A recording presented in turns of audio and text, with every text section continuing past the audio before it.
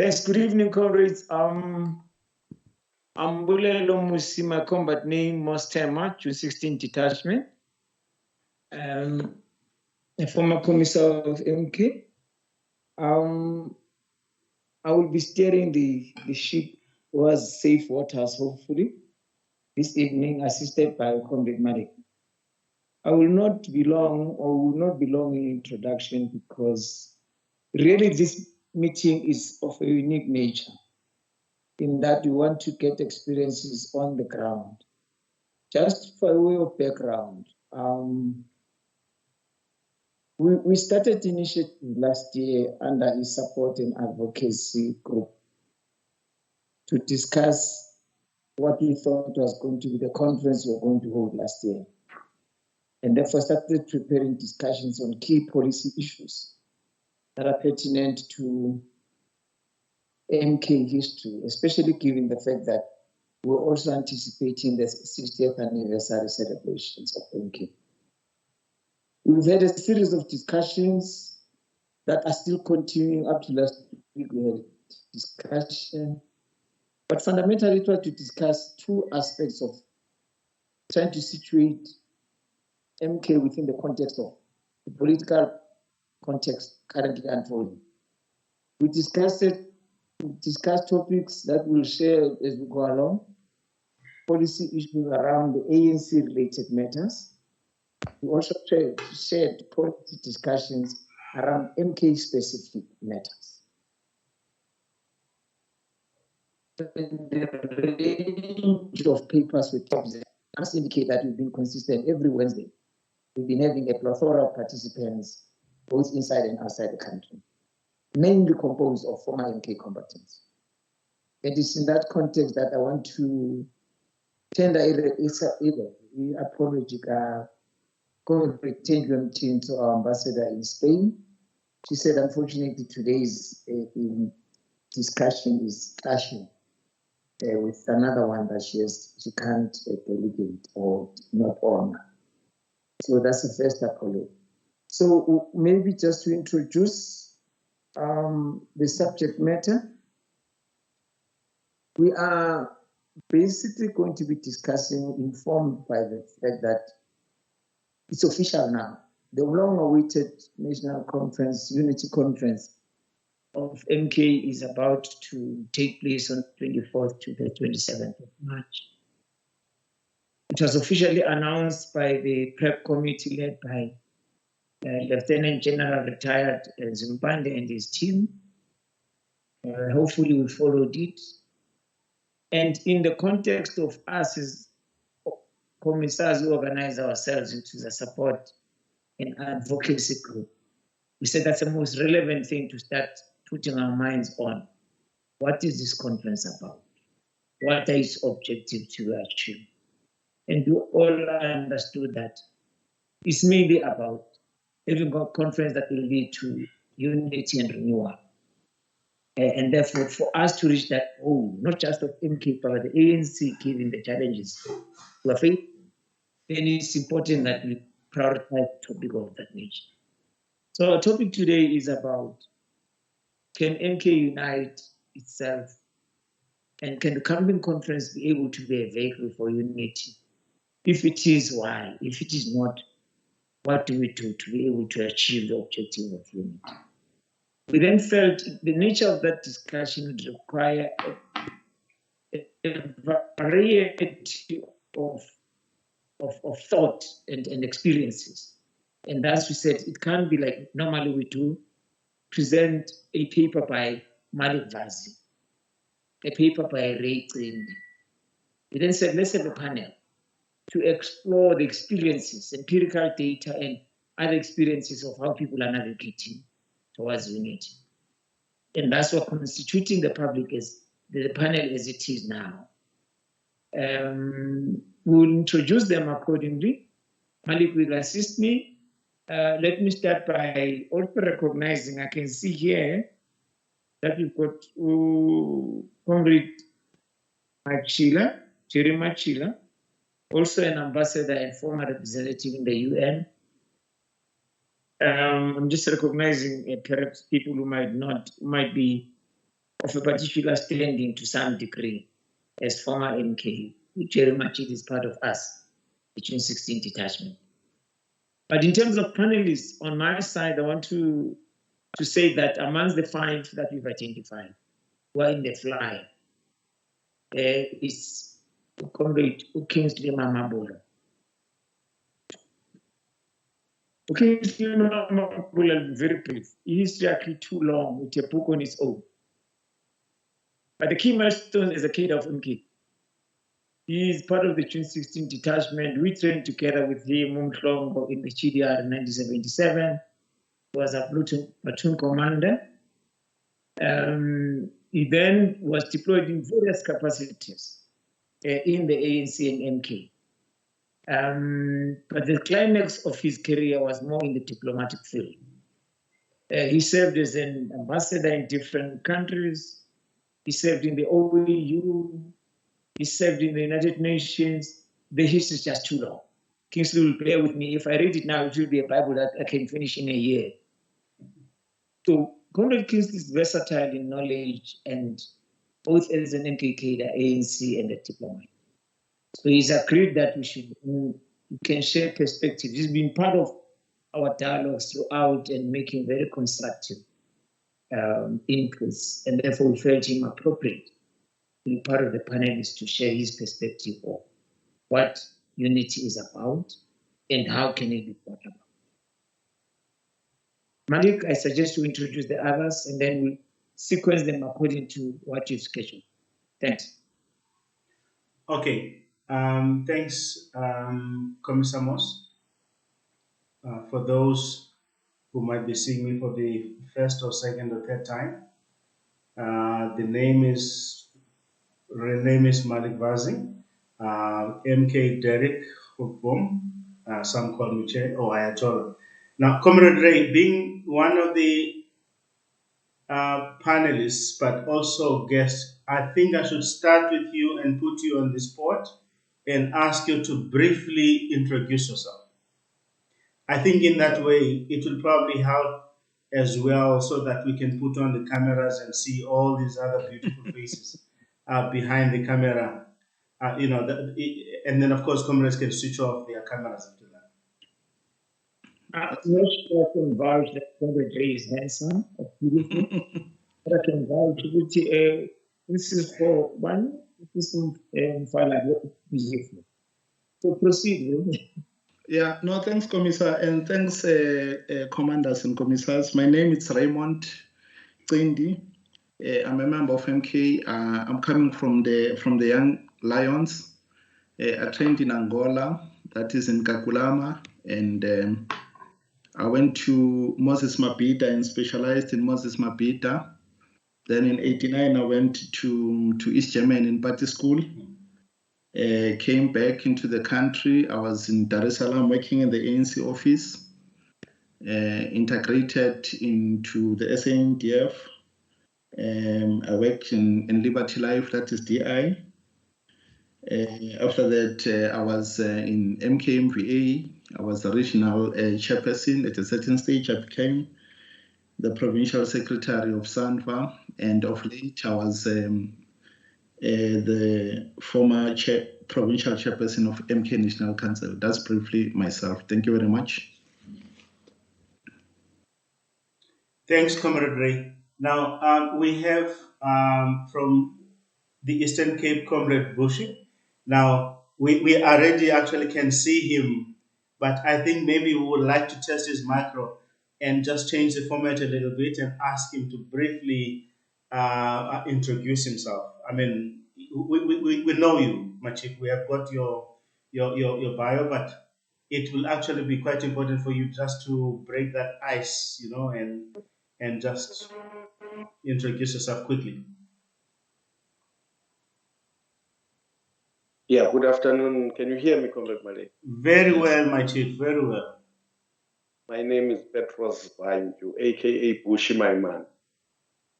I am a lion of the north. We are the ones who opened Kibashi in 1986. I joined MK in 1985 and we reopened Kibashi because of Kakulana. So we had to reopen Camp 13.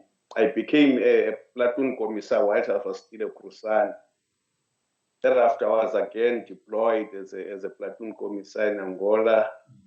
I specialized in intelligence, Malanje, Maruski, and special reconnaissance.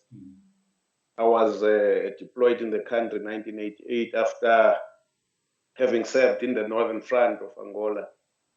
I was deployed in the country and I was sold out in Amaskari. After the unbanning of the ANC, I was acquitted. So I'm not a terrorist.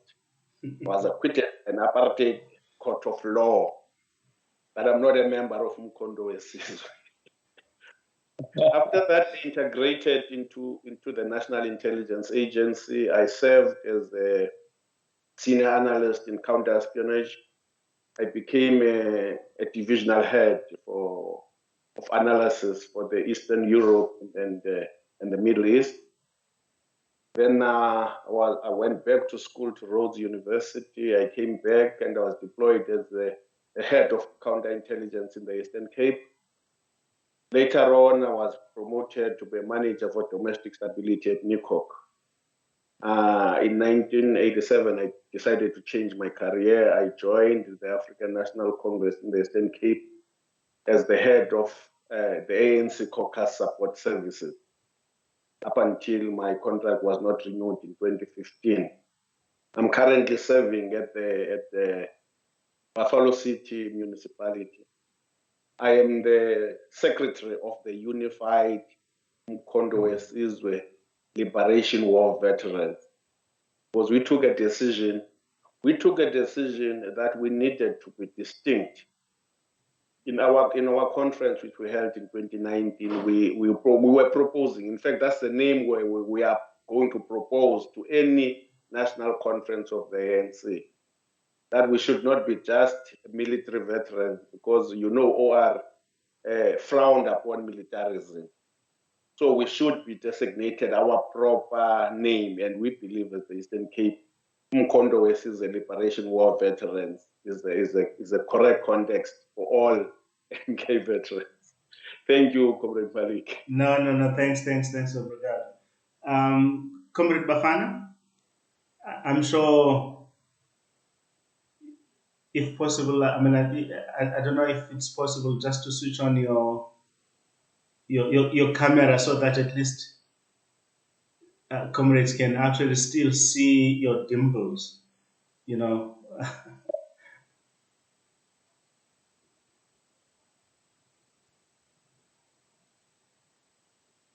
Comrade Bafana, can you hear me?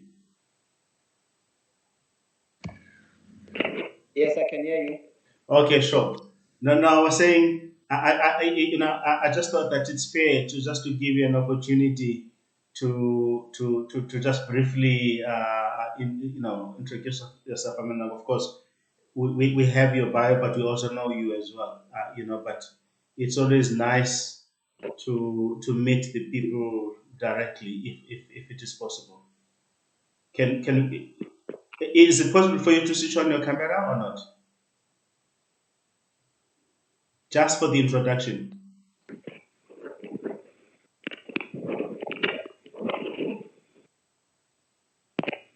If it is a struggle, that's fine, Majid. We can move on. Okay. Here you are. The last time was never. Why is he Comrade Malik, I'm not sure if you can hear me properly. The challenge where I am, there is load shedding. Oh, shucks. Okay. Now we better can hear you. Yeah, now we can hear you clearly. So we better actually optimize and be efficient, Majid. No, that's fine. If you need to save your battery, you can switch your camera off and then continue at least. No, it's not about that. It's about signal. My battery is fine. Okay. No, go ahead. We can hear you very well.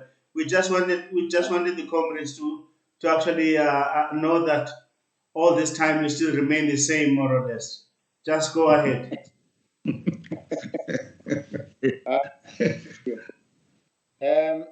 Look, I'm going to briefly introduce myself. Unfortunately, I'm not going to take the long route. I'll take the short route. My name is Bafa Abe.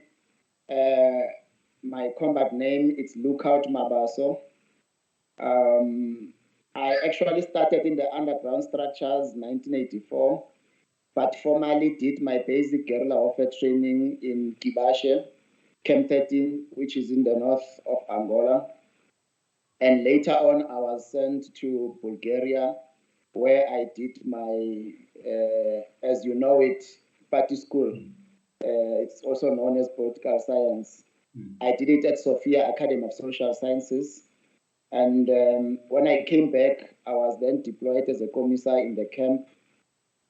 Later, we had to close down, as you know, comrades, all of you, the camps in Angola. And I proceeded to Uganda with the likes of Commander the late Kofifi, where we established Dr. Hugo Nkabinde Training College. And in that camp, I served in different capacities. At one point, I was a company commander, company commissar, battalion commissar, and so on and so forth. And fortunately, one managed to do some regular training there under the Tanzanian training military team in Jinja. And when we came back, I integrated it into SANDF. I also worked at Shell House under General Spiwe Nyanda, Commander John Modise, and as well as Admiral Modimo. That was the process that led to the integration itself.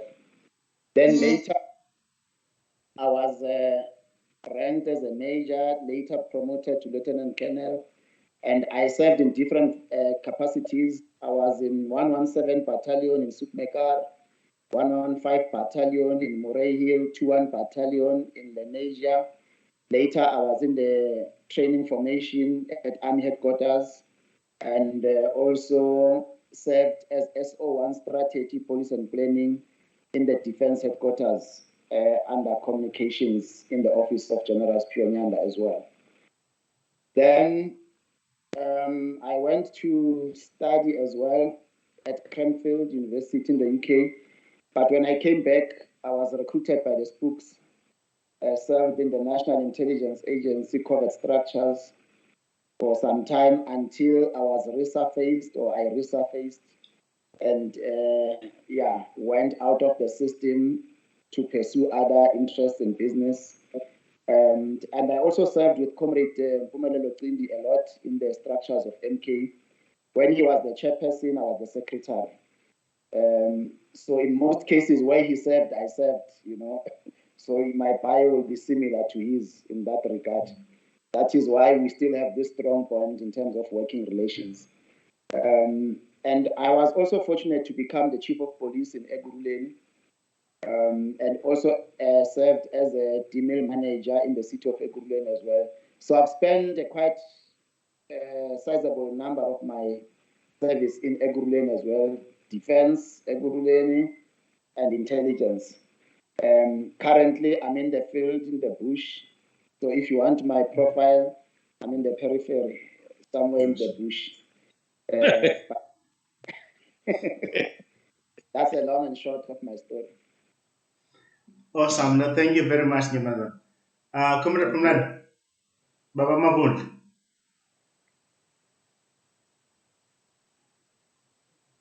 Are you still driving?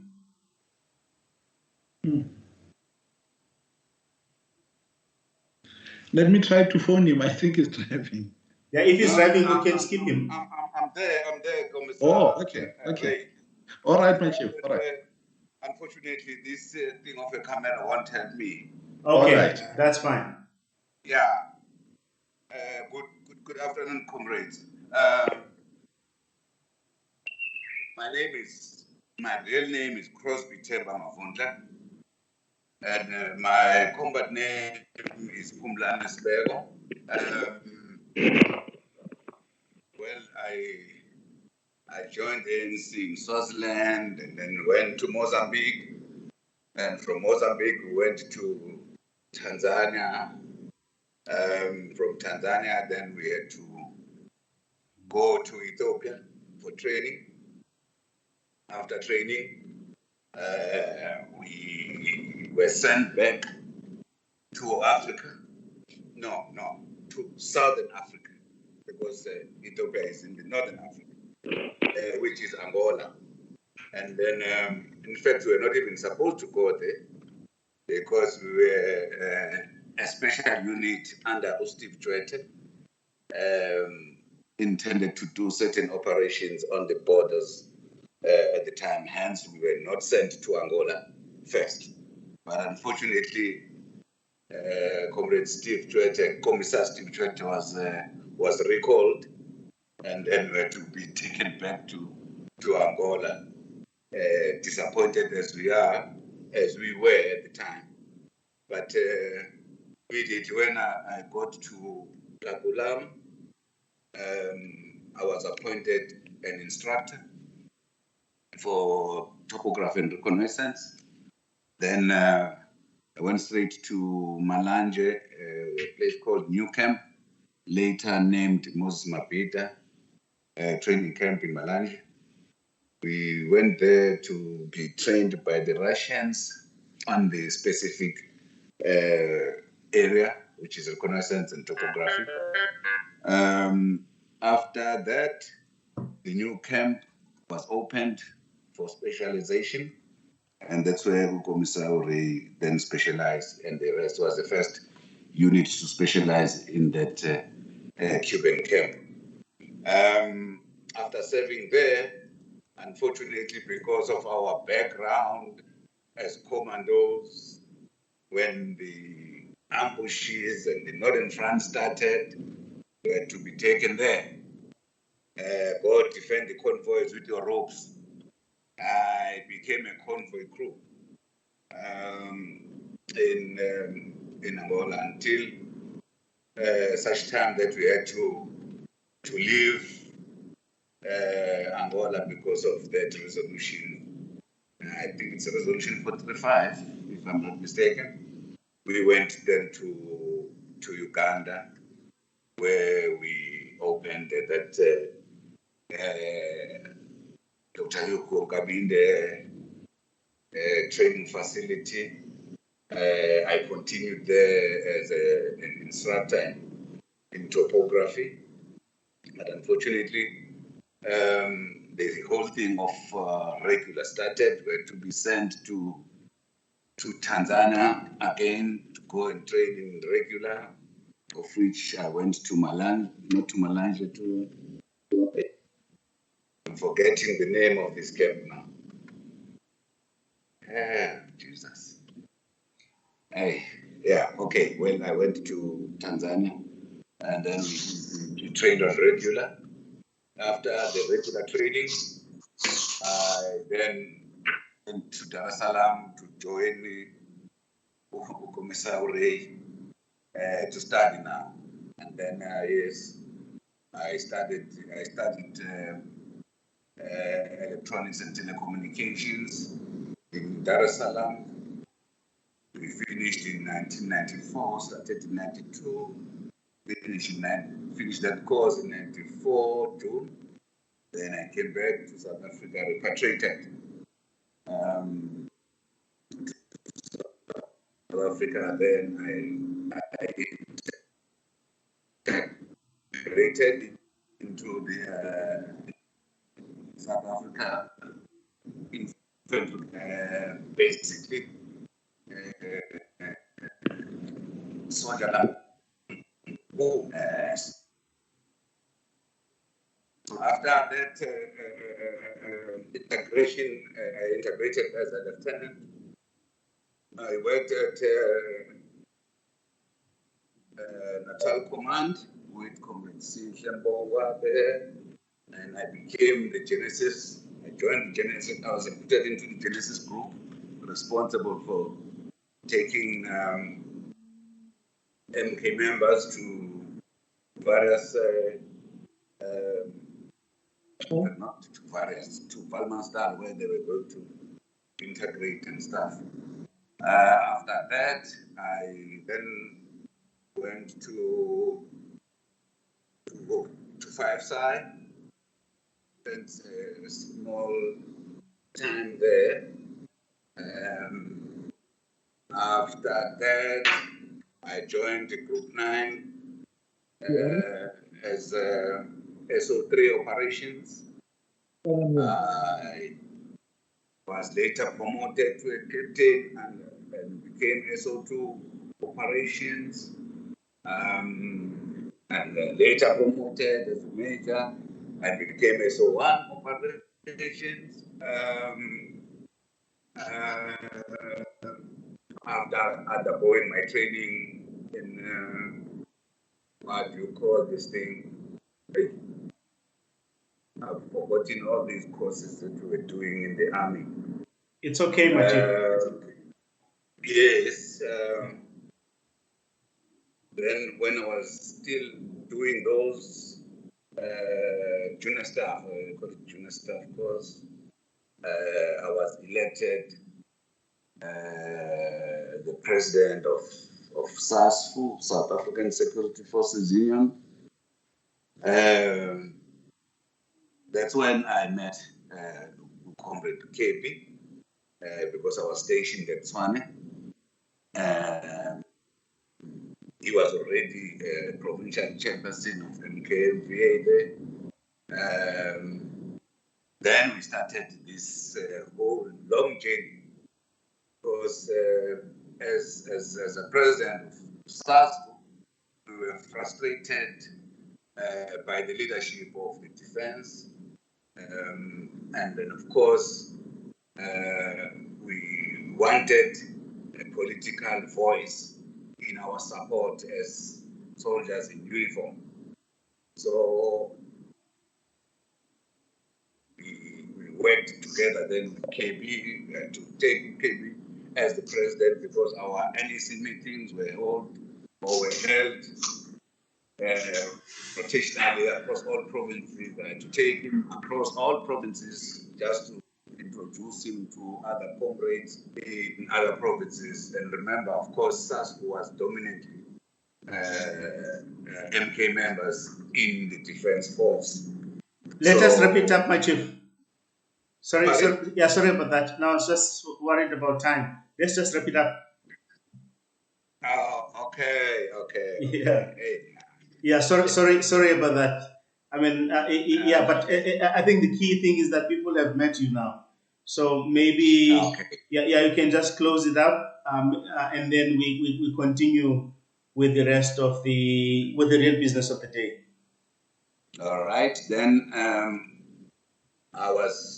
when I left the Defense Force to join Arts and Culture, I got into MKMVA in the region of Mozambique as a regional chairperson, then as a provincial chairperson, which I'm currently assigned and working as in the province of KwaZulu-Natal until the disbandment. Thank you, comrades. That's the long and short of my story. No, thank you very much for that. Now, Komisamos, back to you. And once again, I mean, I know it took much longer than expected, but I sort of thought that it was probably important that we actually allow them to actually just meet the audience. Mos, are you there? Yes, I'm there. Can I proceed? Proceed, Machid. Okay. The floor is yours now. I've removed the cap. I hope now I'm more visible. Okay, comrades, I think we can all agree that we have an appropriate panel for such a discussion. With diversity of experience and diversity of value they can add was what we seek to achieve in relation to the topic. The issue of unity of MK and the coming conference on whether it will be a vehicle for uniting us, and if it is, also, if it is not, what is to be done. Having said that, we did something that I want to apologize for. Everybody was introduced on camera, but the ambassador was not. Can you see him, whether he's old or young? Ambassador Mahamud was a panelist. I'm here, Chief. Can you make yourself visible in your camera? I think so. Can you see me now? He's a stalwart of this one. Okay. So we proceed then. Sequencing, you'll assist me as co-chair, Malik. We have agreed that for purposes of making this a much more interactive discussion, we will allow each panelist to actually have about 5 to 7 minutes. So, politician or man, where you raise the issues of your province and what you are doing towards the conference itself that's coming in March, the 24th, and uniting MK as we envisage all of this. You will advise them, Comrade Malik, sticking on that topic and strictly maintain time, with an understanding that if people have got written things they would have liked to raise, they can write them and then we'll consolidate them as a secretariat, so that you're able to put your thoughts fully towards discourse within MK in the conference processes. Yeah. If we agree with that approach, then I want to suggest that you sequence them accordingly. The Comrade Malik will start taking notes. Lastly, on my side, because we've been having these discussions as commissars who took initiative in the support and advocacy group, a dialogue group, we will give more time to you, it's your platform, and less to those who organize this. I think we know their voices very well and their thoughts, want to hear. So the floor goes. Malik, you can see hands down. Yeah, I think let's start with the ambassador. I mean, like, the basic question here is whether you actually think the unity is possible. That's the first direct question. Is it possible? Okay. No, comrades, first let me thank you for inviting me, and I must say we must applaud all the comrades who have organized this. Not only are we able to meet each other, but we are also able to share experiences. I was intrigued, Comrade Malik, by the introduction. I must say that before I answer your question, that to me, what that said is we do have a variety of experience. You know, not only do we have the experience of being MK, but people came back, and in addition to their experience as MK soldiers, are now able to relate and say, we've been here, we've been doing that, and indeed it was revealing to hear all that experience from the introduction.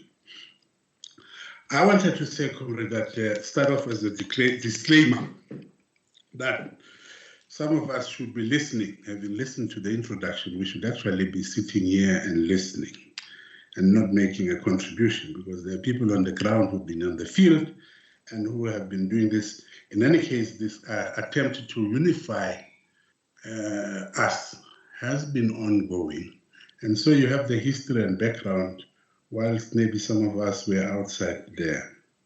Having said so, though, let me say, picking up on the experience that I see here and generally MK cadres, I think there is goodwill within MK as a whole. And I wanted to say that MK has demonstrated that it can play a role. If you recall the Cabo conference, at the height of problems in Angola, there was a delegation of MK that came, very much organized, and represented the problems there. And so Cabo, in a sense, was also in part resolving the problems that we had experienced in MK back in the camps. And you know all about them, I don't want to get into them. But the voice of MK then was very strong, and I am hopeful with that kind of maturity that we are able, taking the state of the ANC now, that it should be possible, Comrade Malik, now coming direct to your question, it should be possible for MK to come out as a voice of reason that can begin to throw light in the direction that we must take. Let's take it from, we know that this attempt in 2017, you have the Nasrec conference saying we need to unite the different factions of MK. Now, clearly in this conference that is coming, one would say what we then need to see is a report back from all those who've been allocated the task to make sure that we unite. Where are we? How far have we gone? What are the problems? And what still needs to be done to move on? And if the team of people who were put in Nasrec have not been able to do anything, then maybe we should begin to think and see whether we can get people there who are appropriate to do so, to lead this process, because it is very important. Comrade Malik, I think the unity is possible in a sense that if you forget the factions which we have, and if we go there not emphasizing on the factions that we have, that we really just emphasize on the goodwill of all the comrades, whether you are in whatever faction you are, to rebuild the organization, it should be possible to appeal, which would mean our approach, therefore, should be to avoid those issues that would further divide us. I'm saying so because, you see, I'm looking also even at the December conference, that people are already talking about elections and so on. To me, I must say, my view is, if you have those kind of things, elections and things like that, in the midst of all this, it's going to further divide the organization, because you would have one group trying to push its position and the other group trying to put its position. I would say, in short, Comrade Malik, yes, indeed, unity is possible. We need to say, how do we ensure that we emerge united, not divided? And it is by way of controlling that conference, by making sure that we discuss the relevant issues that would only unite us. Leave those that further divide us for later on. I mean, we can always have elections of leadership at some other stage, for example. Now, if I don't know if I've finished my 5 minutes, I wanted to talk about some of the issues which I think you have injury time. Go ahead. Can be discussed. I saw a document here talking about what, as MK, we have been through, what we have suffered, and it points out to a number of directions. It talks about social marginalization, economic marginalization, legislative marginalization, and political marginalization. But part of what we are faced with as MK is the poverty that you see, and all those issues must be discussed, the neglect of our people and their families and so on. I wanted to make the point that we need to balance.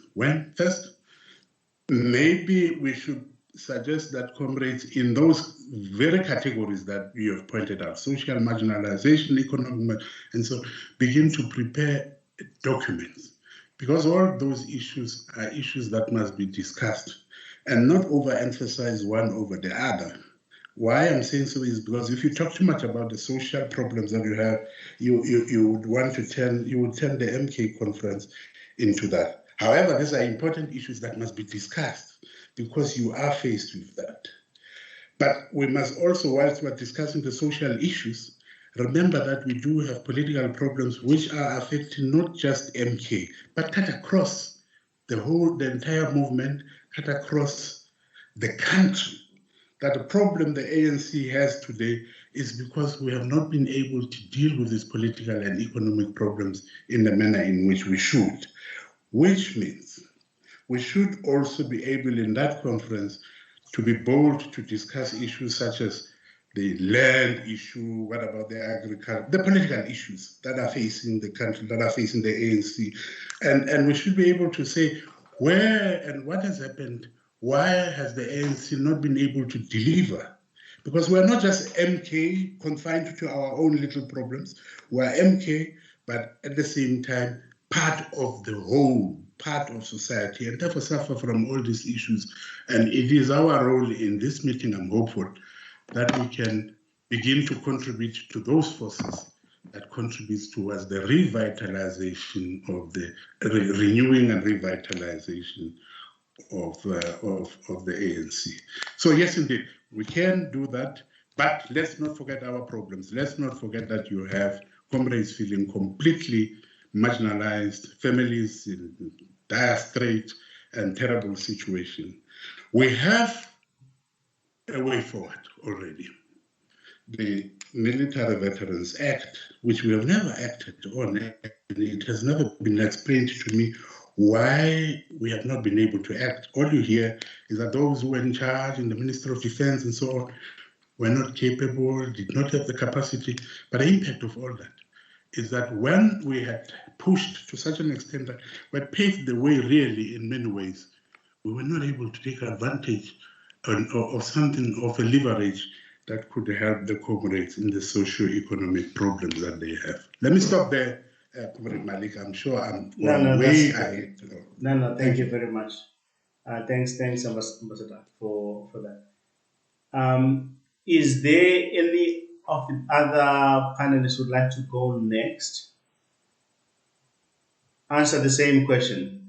I mean, it's free for all for now. Anyone who have got Bafana or got Ray? Comrade Malik? Yeah. I humbly suggest, because we already have Eastern Cape that walk the journey and united. Yes. The challenges, maybe let them share, and then we can then test what's going on in other provinces with a view to understanding that it is possible. Because that's a resonating theme from the ambassador. It is possible to do things right. No, maybe they've got it. If they have, can they share with us? So I'm asking the Eastern Cape to come to the floor. No, that is perfect. Comrade Bushi, you don't have to put on your camera. You can just go ahead, my chief. Okay, thanks, Chair. Can you hear me? Very well, very well. Thank you, and thanks to the ambassador for the insightful input. My input will be through, or will be made by way of examples. I'll take you through the journey that we went through. Yes, that's what we want to hear. In 2018, on the 16th of April, there was a leadership of MK-MVA in the province, and there was the chapter of the MK Council.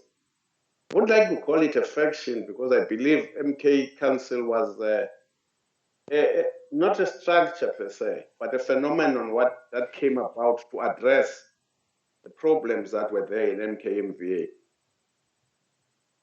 We were called into a meeting by the leadership of the ANC, that is the Provincial Executive Committee, on the 16th of April. They wanted to meet the MK-MVA structure first. We said, look, we're MK soldiers. There's nothing, these comrades that we've trained with, that we've sweated in the camps with, would want to discuss with you separately.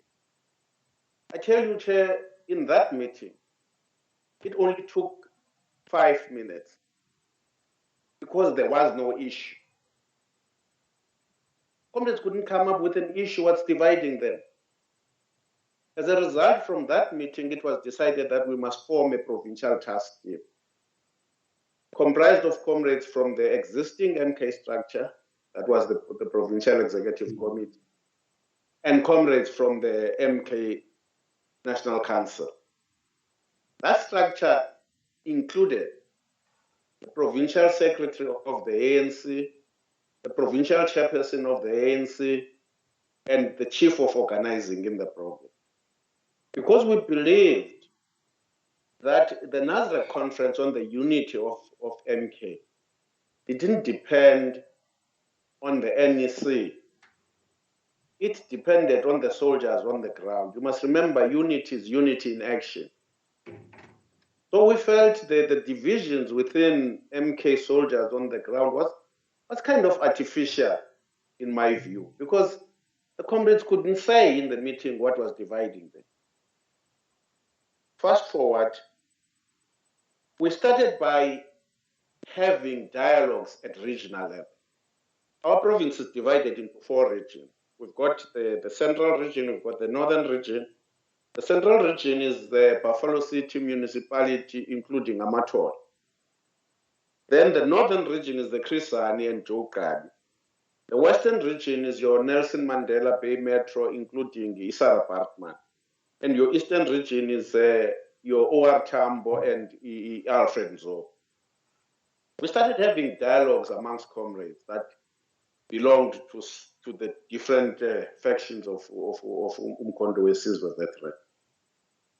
It wasn't smooth sailing for the central region, for instance, to go to its conference, which took place on the 4th and 5th of August, 2018. It took us 3 months from April to try and bring the comrades together.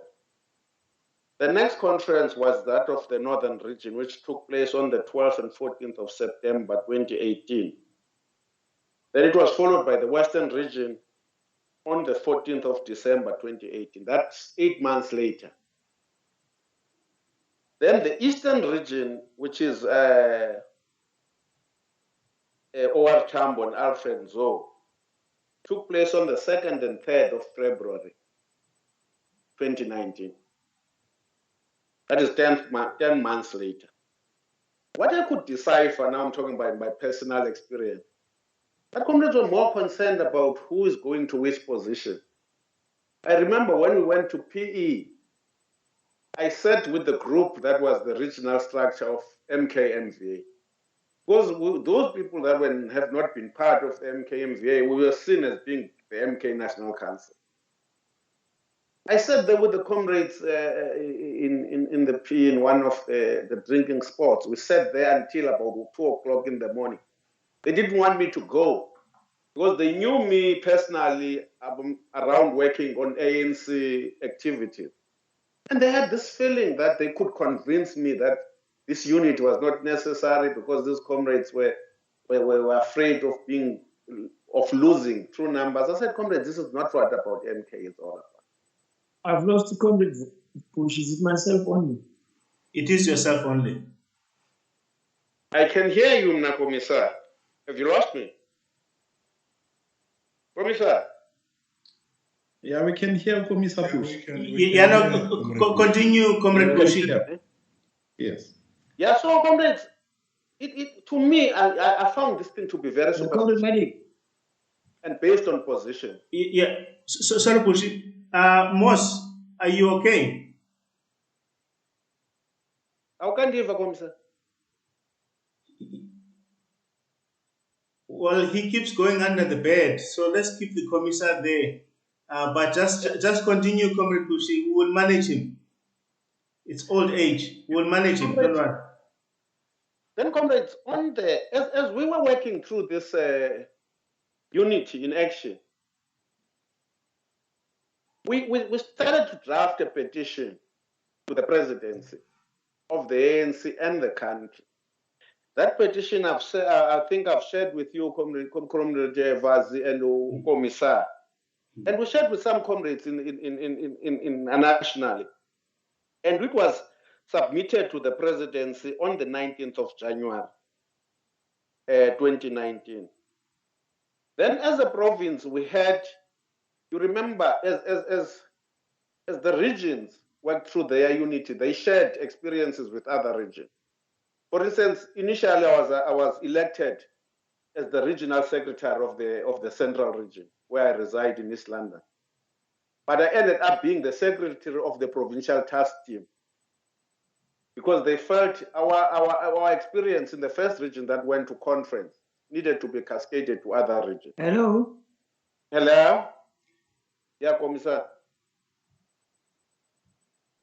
No, Pushi, go on. We're gonna mute Commissar. Commissar must raise his hand when he has got an issue to raise because it's actually interfering with the process. So just go ahead. So, comrades, we worked every time we were working through this process. We were reporting to the ANC. As a result, you can see I've shared you our provincial task team report that was given to the African National Congress, and the feedback that we're having from the provincial leadership of the ANC, that they were taking the NEC through every step that they were taking in unifying MK comrades in the province. So up until we submitted a final report of the provincial task team on the unity of MK, then we prepared for a conference.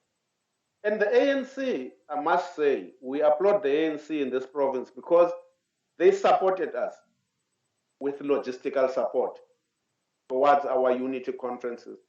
From regional conferences, we would,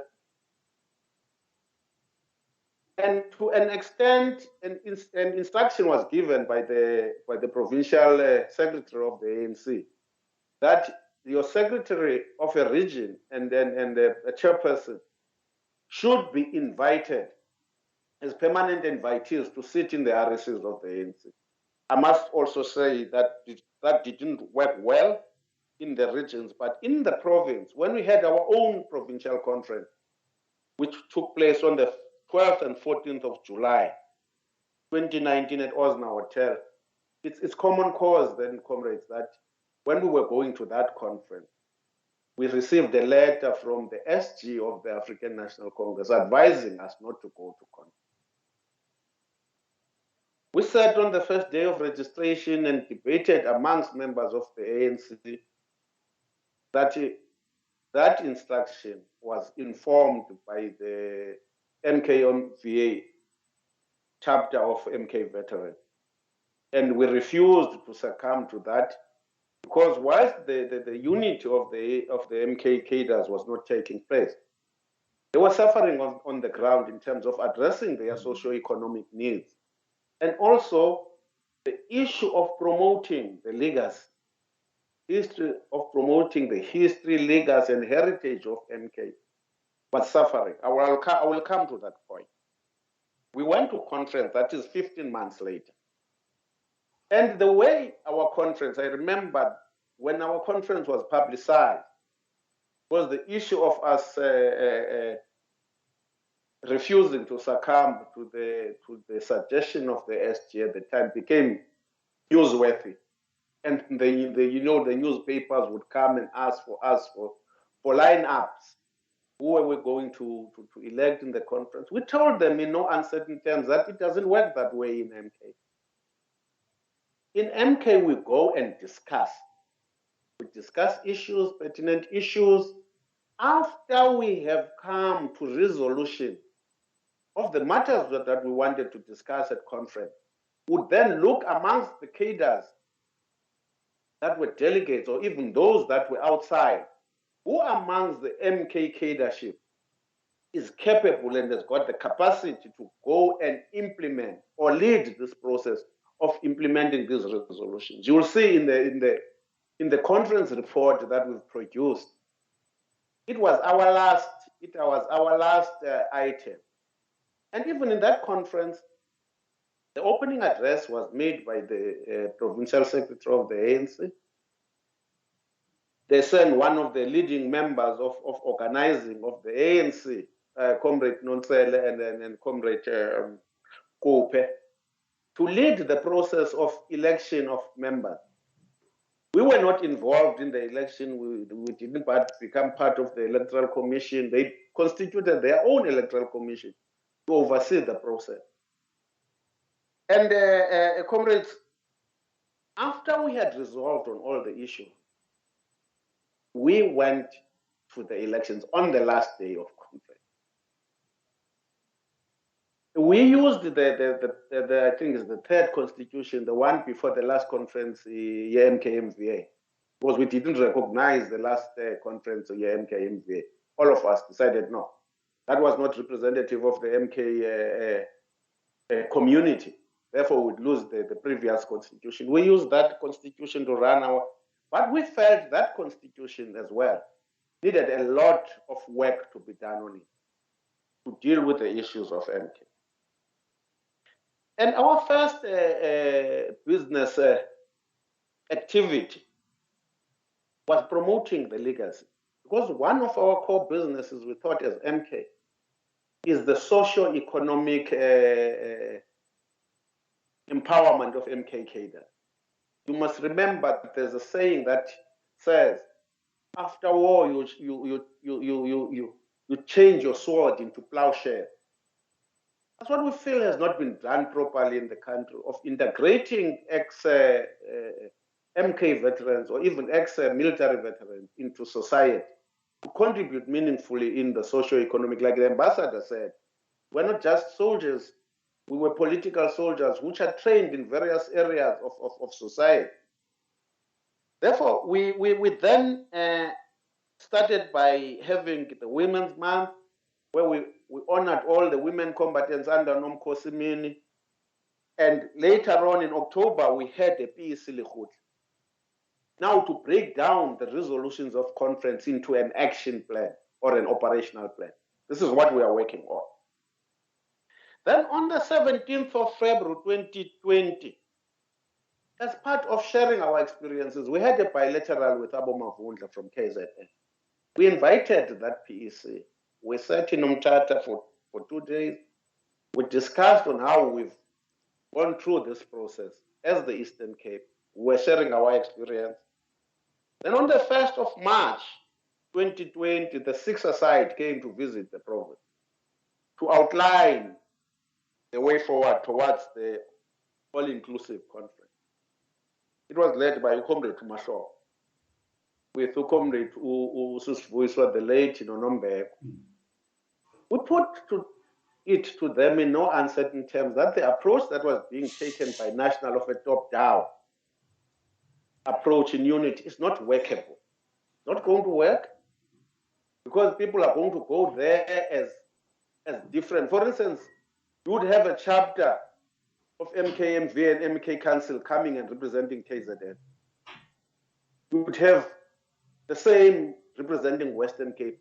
It means comrades would be living their provinces as different units, but they stay in the same province. So to me, that kind of approach is very artificial, it's not workable. Then,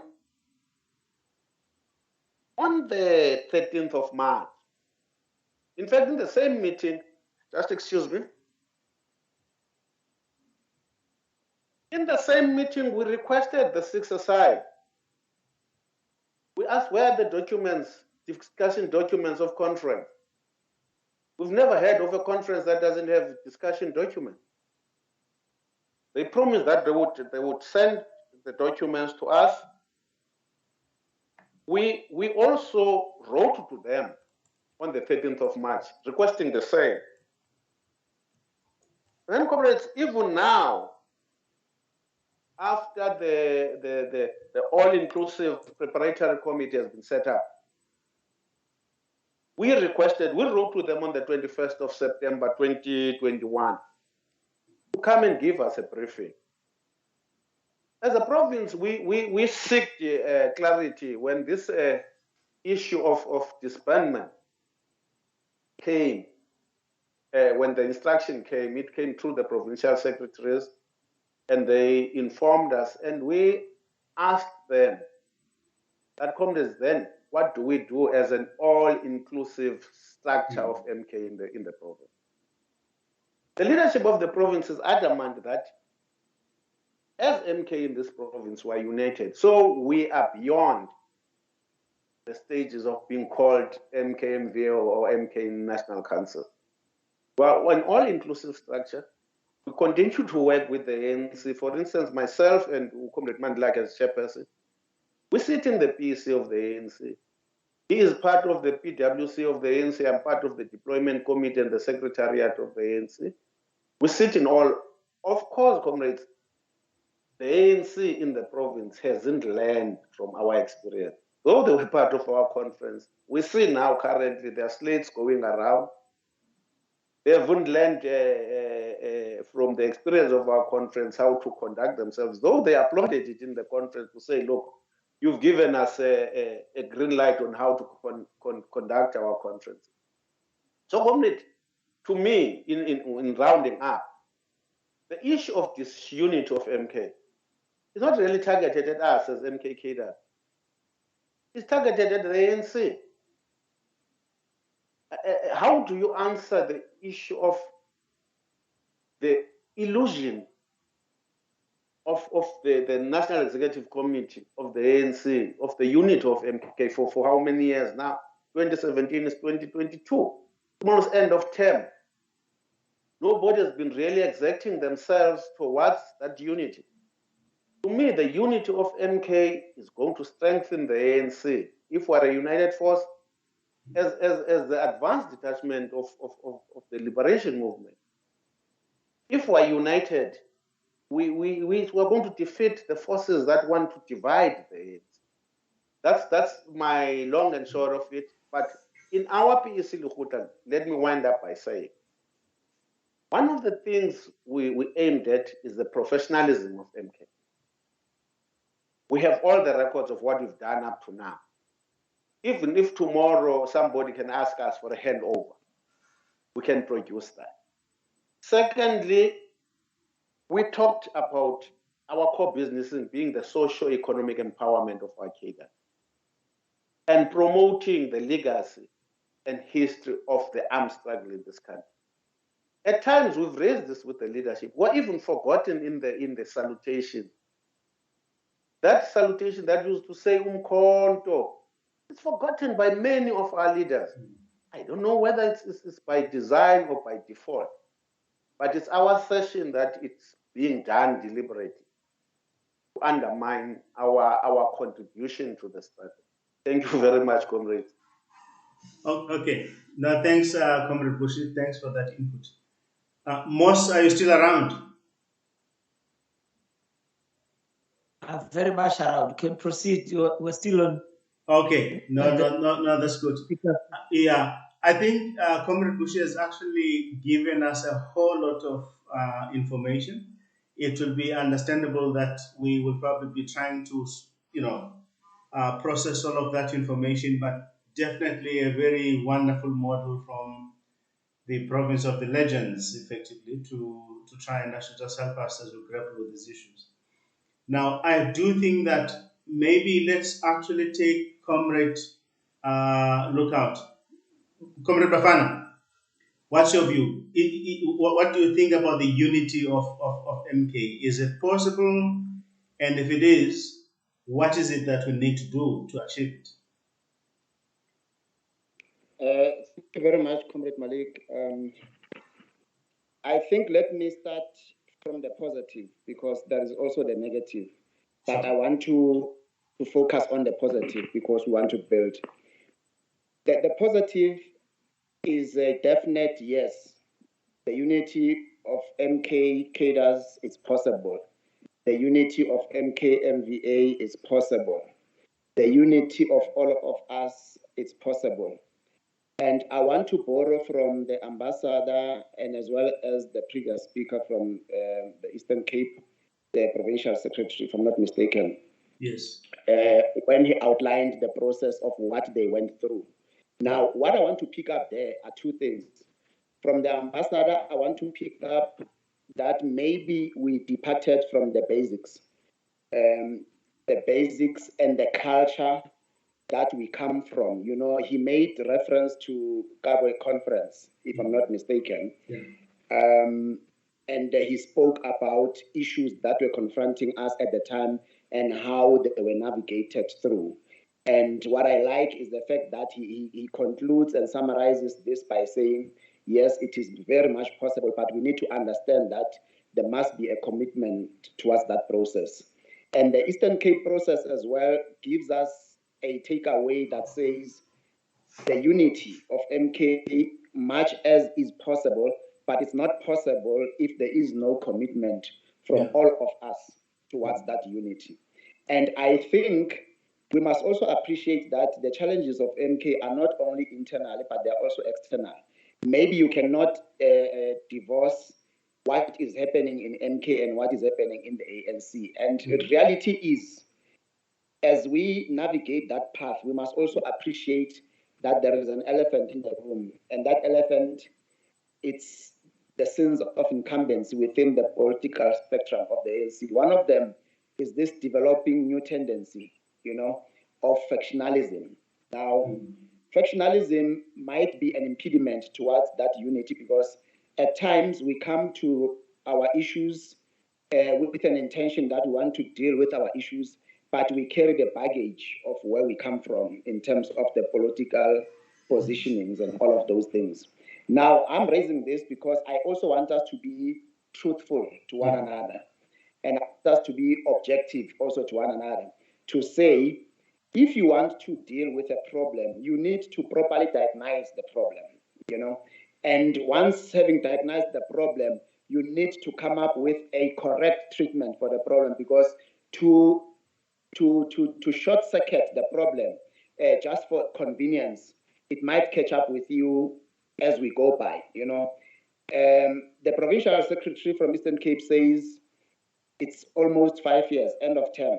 We are still talking about the unity of MK and the resolution in terms of the Nazareth conference to say unite MK. So it will show you that that process was suffocated by other processes, interest, and many other aspects that we might attribute this to, However, I'm a strong believer of the type of cadre of MK, being not mercenaries, but being political soldiers who are schooled in the politics of the National Democratic Revolution. And by the way, we enjoy the status of having been processed, of having been cooked through, among others, the best of the best, and we might pride ourselves to say we went through the hands of the likes of Chris Hani, O.R. Tambo, people mentioned about Comrade Steve Shwete. You can name all of them, even name Bogoto, Ebes Corner at the time, in our ranks. We pride ourselves to say we come from the pot of the best of the best. And the best of the best have taught us that from the beginning, this thing was never about us. It has always been about people. And I think if we can draw ourselves back closer to the historical mission of the African National Congress to say, what was the historical mission of the ANC? Maybe that will remind us that before we fight one another, let's remember that this thing was never about us from the beginning. And we shall then be reminded that why, from the first instance, it was called Umkhonto Wesizwe. It was not called Umkhonto We-ANC, much as we are the liberation movement of the ANC, but it was from the wisdom of those who established it called Umkhonto Wesizwe. Now, as it being Umkhonto Wesizwe, let us then strive to show even the people out there that the ANC can survive the turbulence that is going through if it can learn from the creme de la creme, that being the members of Umkhonto Wesizwe. But having said that also, we cannot wish away the challenges that the members of Umkhonto Wesizwe are confronted with today at different levels. We need to deal with issues of self-defense units, close that chapter because it's another challenge or maybe another elephant in the room, to say how do we process that chapter, those who trained underground, those who are in Robben Island, because in most cases you will find that there is no much challenge about those who are in exile. There is a clear story to say they belong to this detachment, and that detachment. Now, the gray areas that we get confronted with is that maloku sihamba sitrina nengiyazana zethu yabo la endleleni la uyabona and bese le ngiyazana siyaziletha sithi nalo uyabona umkhonto naye nalabo abayithandayo sithi nabo umkhonto and we are not helping each other in that process. We need to find a way of saying let's not close out those who are genuine members of the underground structures, and those who were underground. It will mean that they bangaphandle in the society, they were in jail and all of that.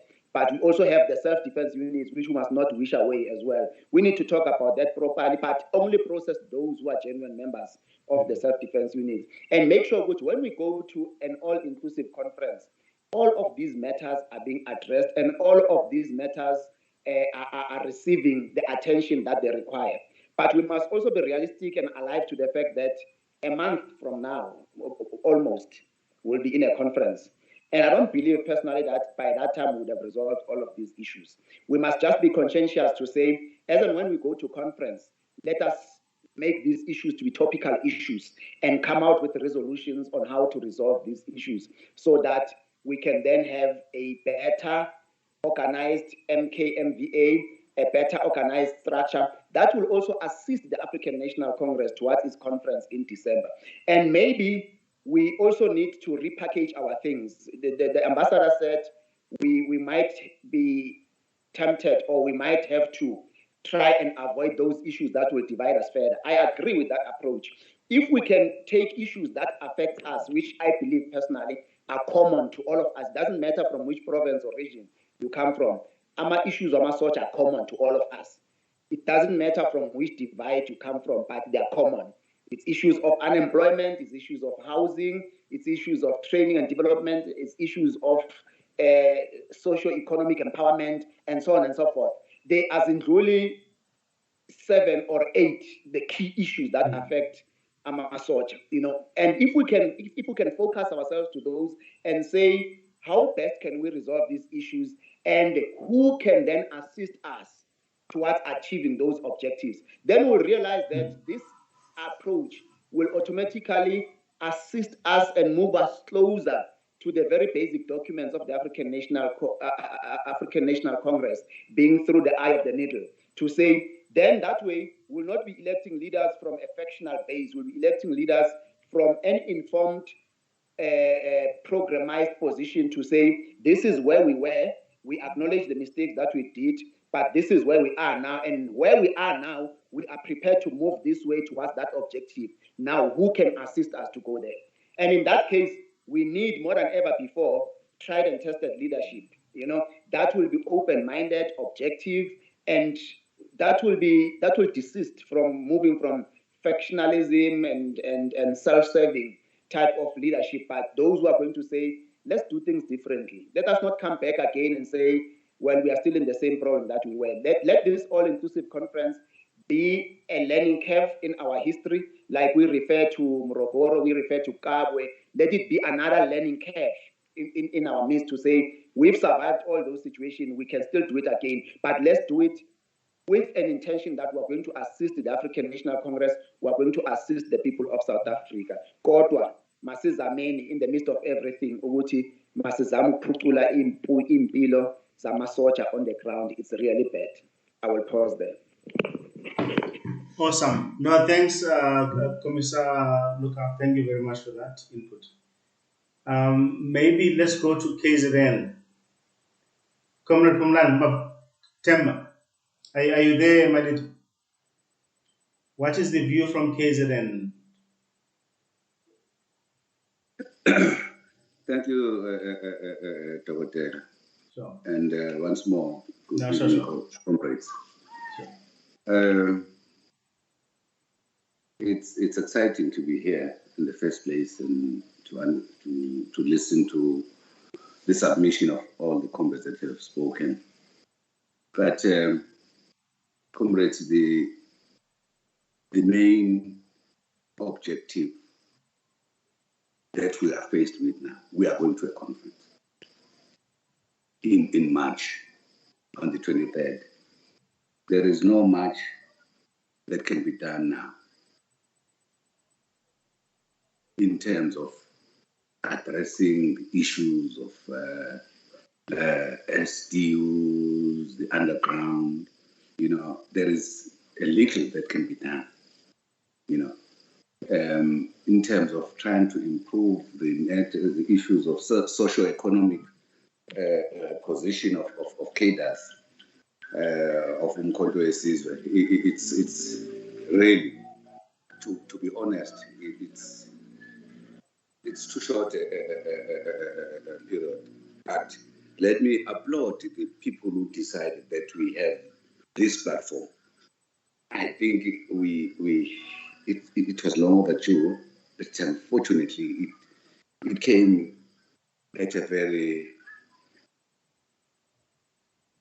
last moment, at the very last moment.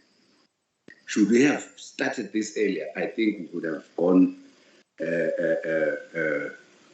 a long way in trying to ensure that when we come out of that conference, all-inclusive conference, amongst others, we come with a united MK.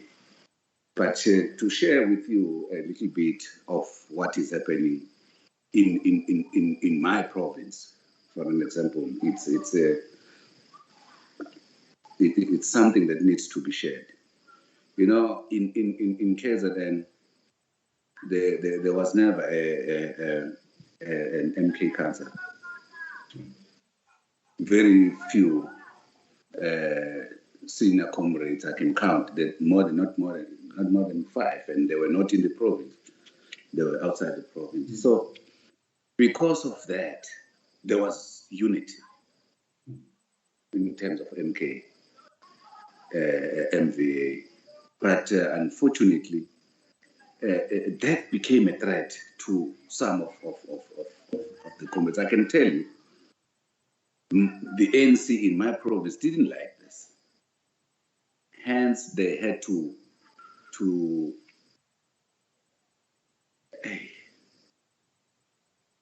try by all means to divide MK. MK in the province of KwaZulu-Natal was divided by the ANC because the ANC in this province, if they say this person must be supported, come what may, every structure must do that. So it means you must come there to the conference as a block that says this, you know. Unfortunately, with us at the time, when we were going towards Nazareth, we had 4 comrades who were senior comrades who were looking at becoming presidents of the ANC, which was Nkosazana, it was Uzwelim Mkhize, it was Comrade Baleka Mbete, it was Comrade Jeff Hadele, you know. Yes, I think there were 4 or 5. All of them have got an MK background.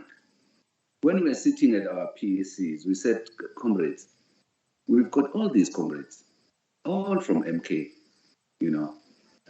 Which one do we select and say we are going with this, you know? And as such, you said, comrades, let's not get into that. Let's not get into that. In the first place, as MK, when we go and attend these conferences of the ANC, we are not voting. We are non-voting. So to say we prefer this, what are we going to do? Because we're not going to vote. Let's wait for the conference of the ANC to decide who gets in there and then we support. Because ours was to support the ANC and support the leadership at the time. By saying that to the ANC, you had struck the rock. This leadership must go.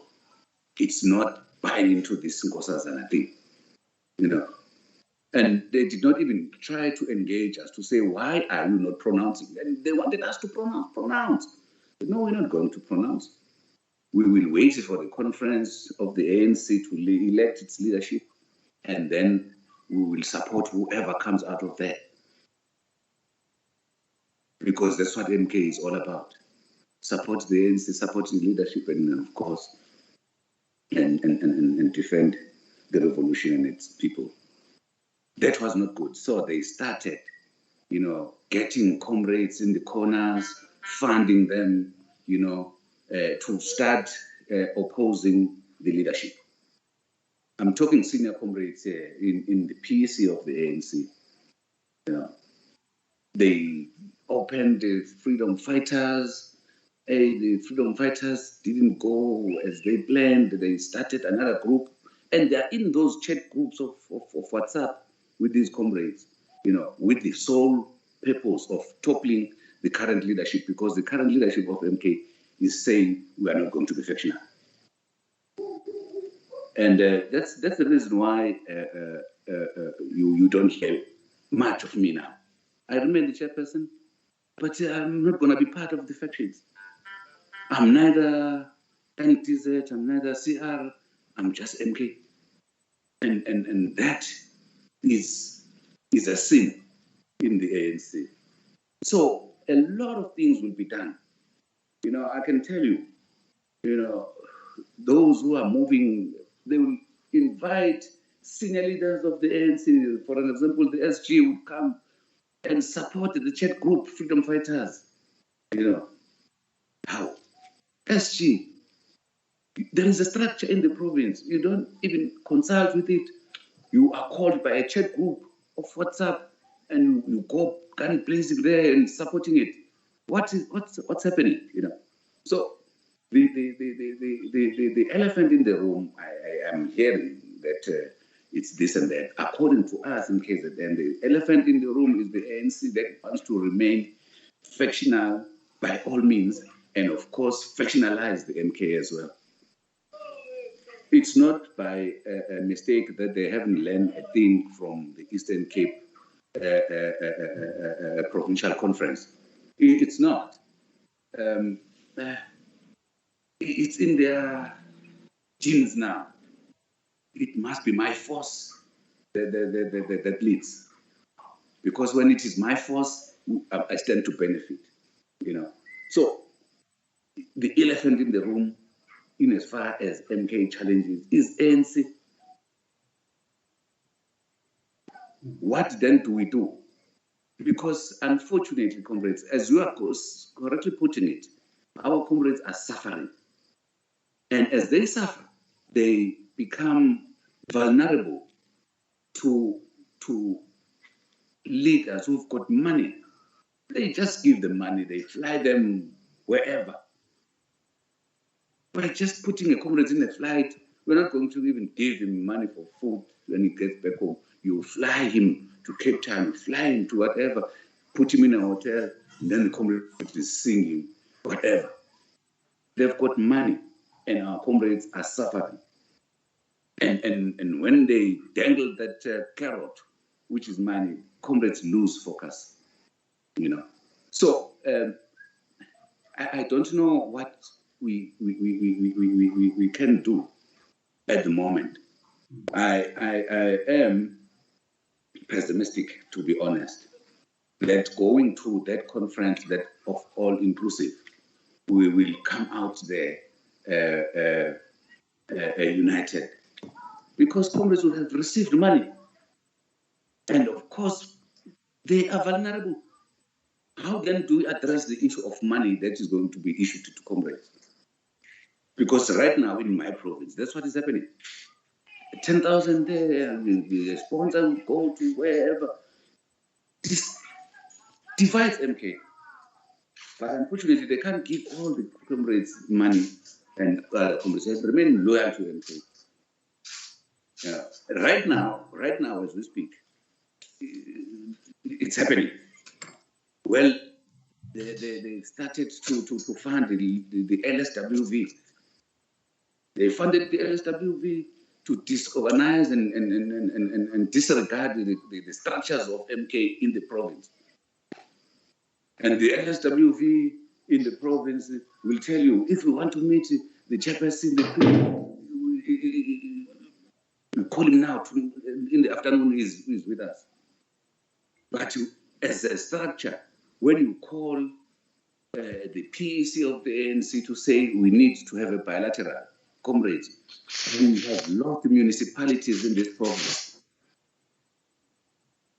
We almost lost Durban. We almost lost Pietermaritzburg. The strongholds of the ANC in the whole province, it's hung municipalities. They're to survive by getting the minority parties to put them into power. We have to discuss what went wrong, what is it, you know. You can't get them. And in this province, comrades, there is an operation that has been driven by the youth, which is Operation Kudluzi Cash. It's our time to eat as the youth.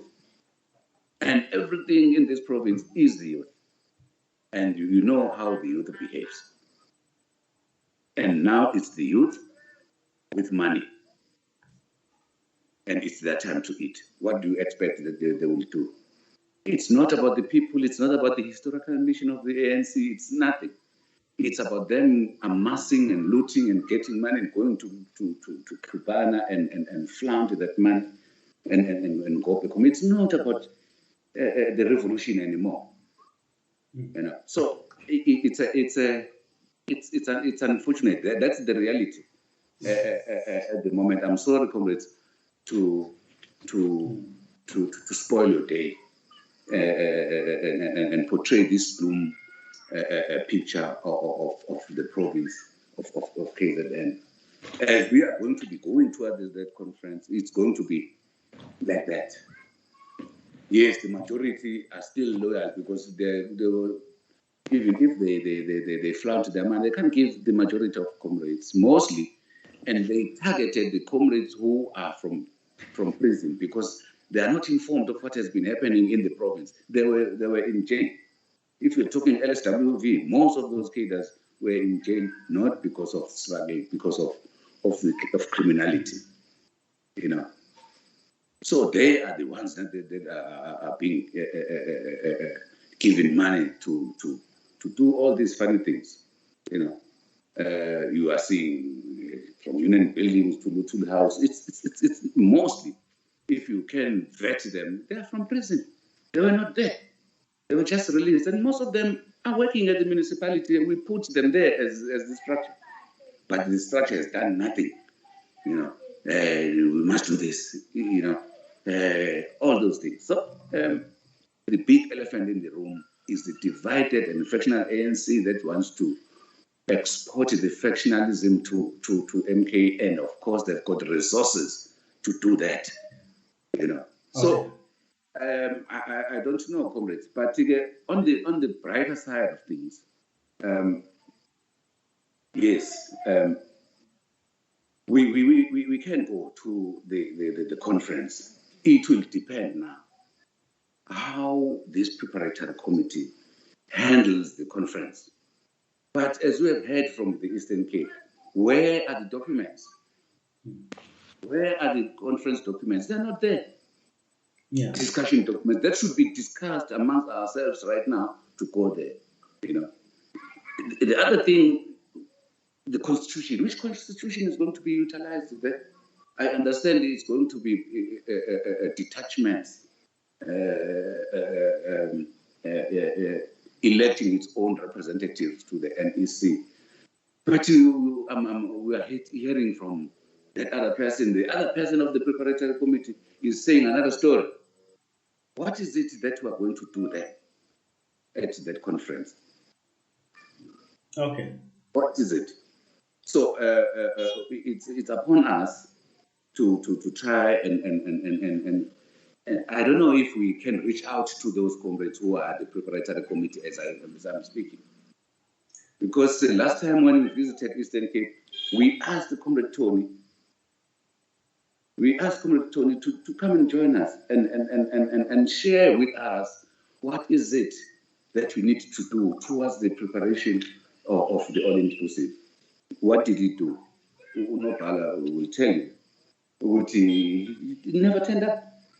In fact, he was even discouraging our meeting with the Eastern Cape, and we were saying, we were very clear when we went to Eastern Cape to say, we can benchmark from the Eastern Cape. We went there to benchmark on them because what they've done to us was really unifying MK. But the people who are supposed to be in preparatory, who are supposed to embrace this yardstick put by the Eastern Cape, were shunning it. So what is it? What is it that they wanted to achieve? I can tell you, we must be swinged to a particular faction, and if we're not singing that particular faction, then we are doomed. You know. Okay. I'm sorry, comrades. You are talking to an emotional person.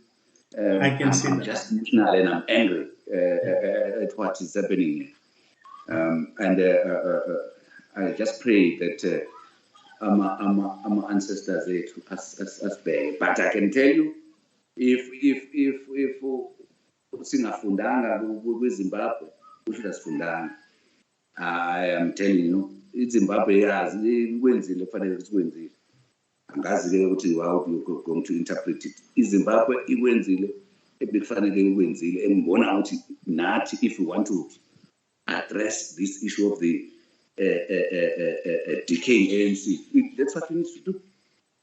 Let's learn from Zimbabwe. I don't know how you interpret that. Let's learn from Zimbabwe and correct the ANC, because if we think we can correct it the way we are putting it in branches and stuff like that, it's not. Let's correct the ANC the way Zimbabwe did it. Thanks, my chief.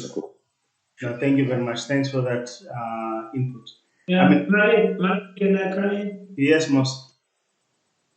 Having said all that Comrade Mavunda has said, is unity possible? That's in 2 sentences.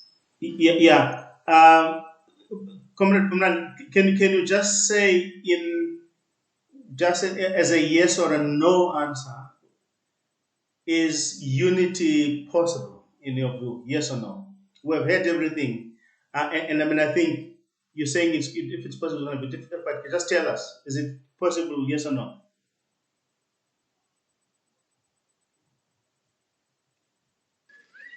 Unity is very much possible.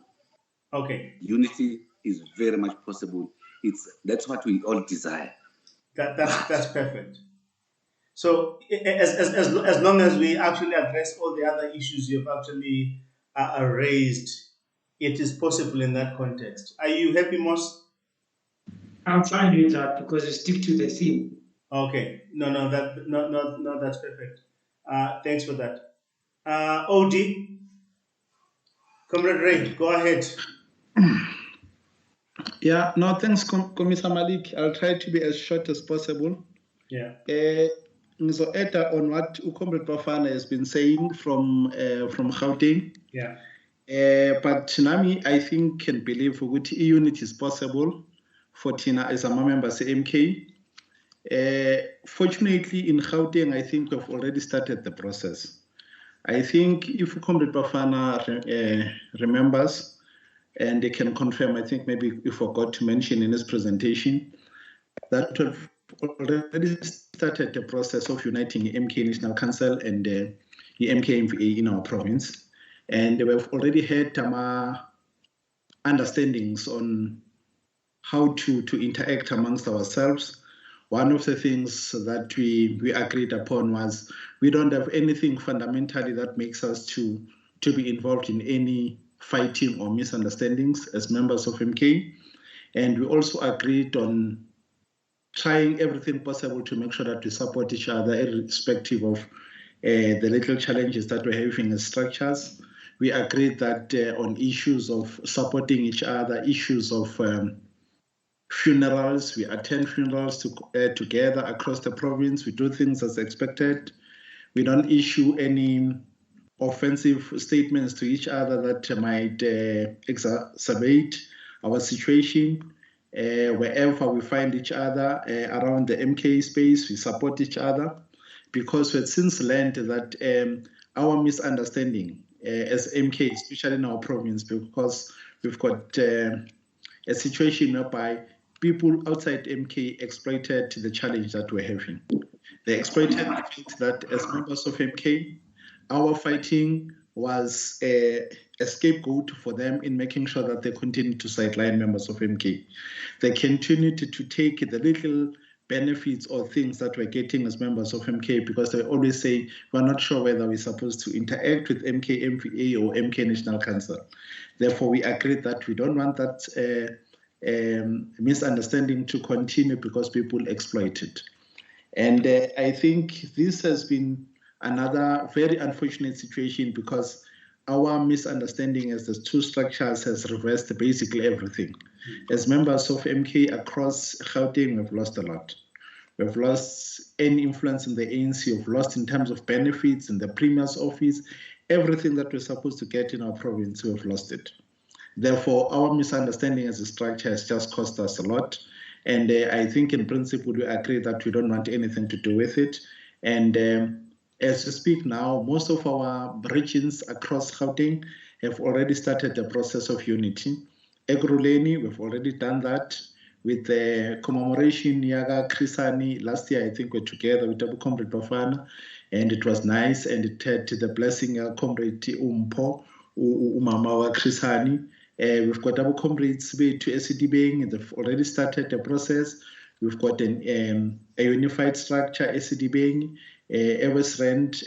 I think they're busy working on something, a Greater Johannesburg, Abu Comrade Malik, and all that. Therefore, in principle, in Gauteng, we are also on track in making sure that we don't go to the conference that is of next month without having spoken or without having had a platform whereby we can sit down and iron out our process, because we don't want to find ourselves going to a conference and start everything afresh in that bigger space, because there won't be time for that. Therefore, we're starting to make sure that we attend to these things, iron them out slightly earlier. And I think as early as last week, we have been speaking with Comrade Bafana, and I think he has raised that with their structure, and the structure had given a blessing to these engagements. Therefore, we're on track for our unity, Lokunja engagements and processes, and I believe by the time of 23 Zaga March, I think Gauteng will be talking a better and an improved Lokunja language that says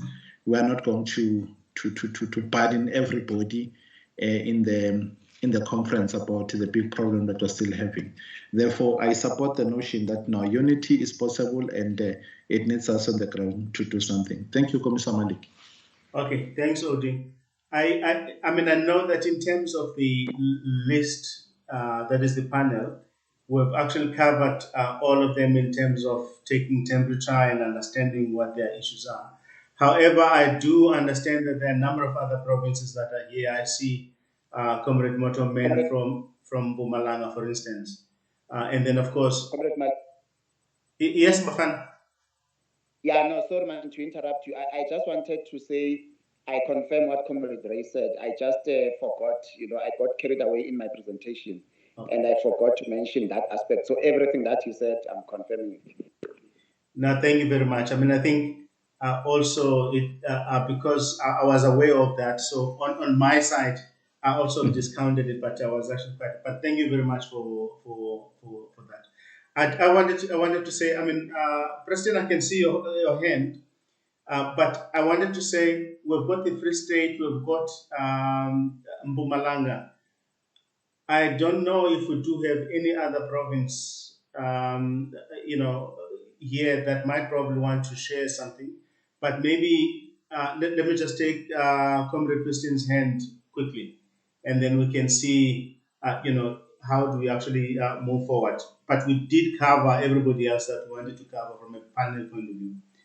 Mojaki, go ahead. Thank you, Comrade Chair. My name is Mojaki Kiwabetu Mojaki. That's my real name. That's what my mother said. I'm Preston Slepe, by comrade name.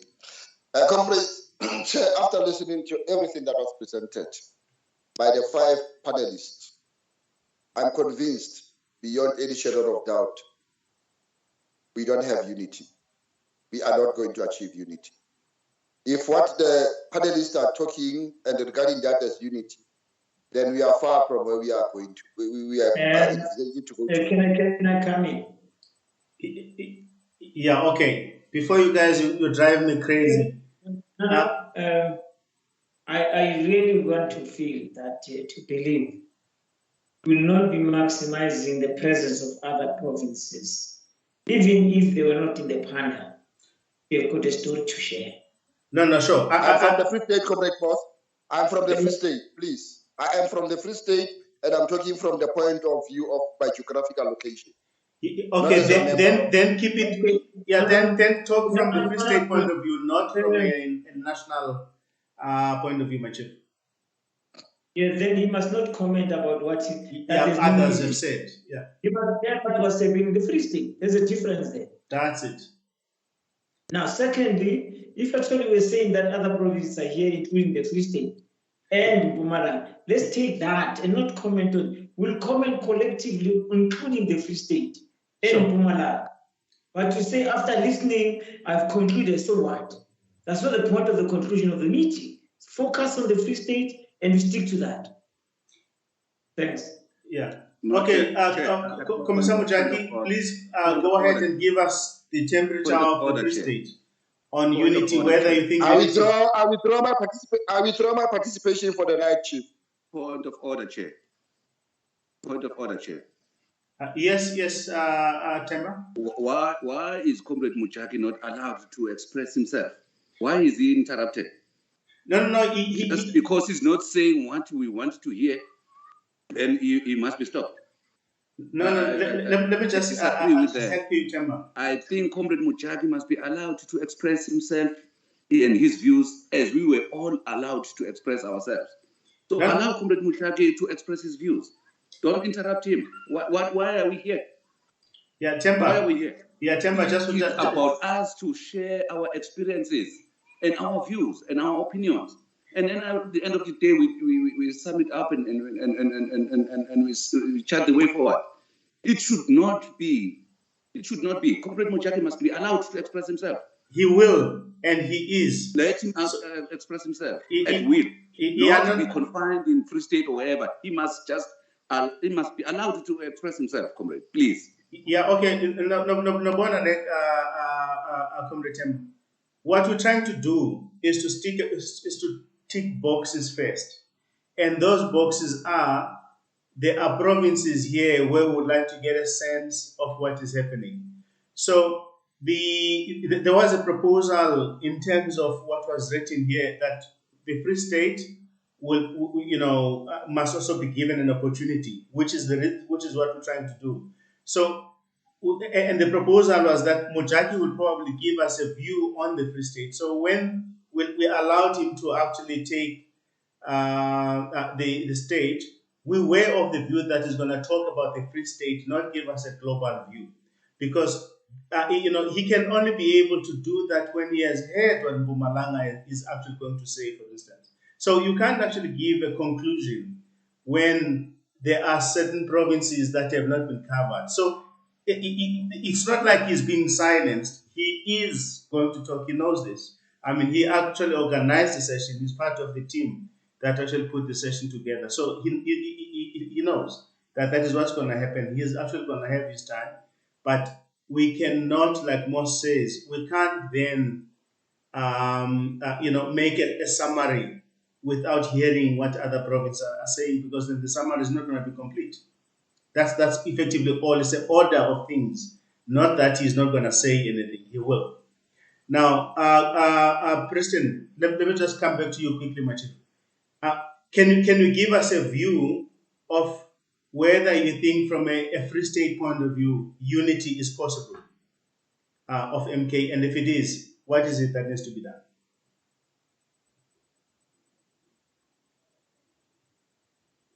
Mujaki.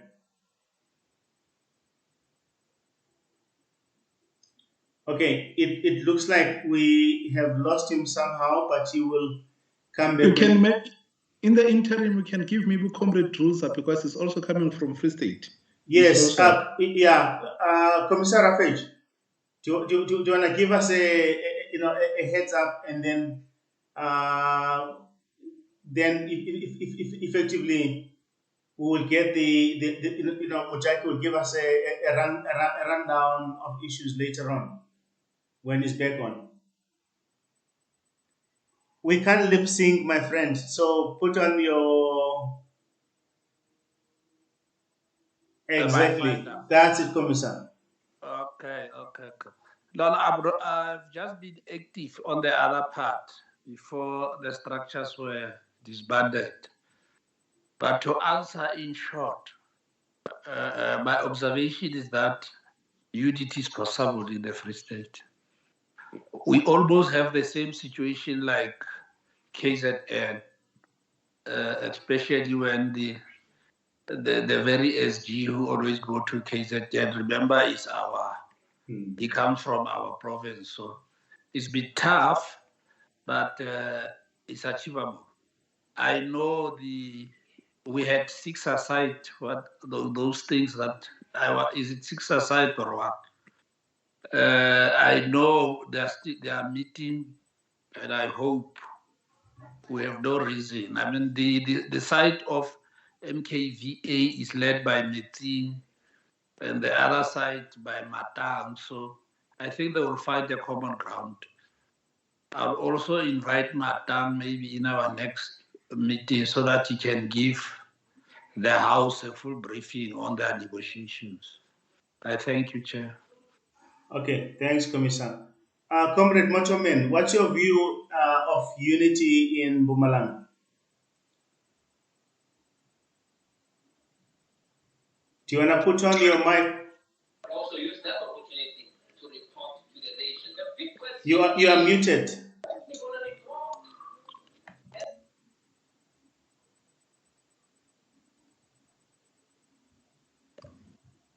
Let me try and phone him because I don't think he can see. We can't hear you. Motorman, you are muted. Okay. I do think that he's actually struggling. Okay, I'm trying to phone him. Yeah. Is there any other province that would like to share something with us? So that at least we have got a clear picture. Comrade Malik. Oh, yes. Yeah, it's him now. Go ahead. Yeah, I hear you, Commissar.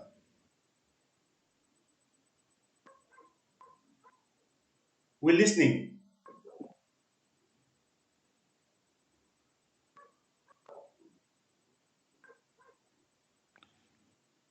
We can't hear you now at all.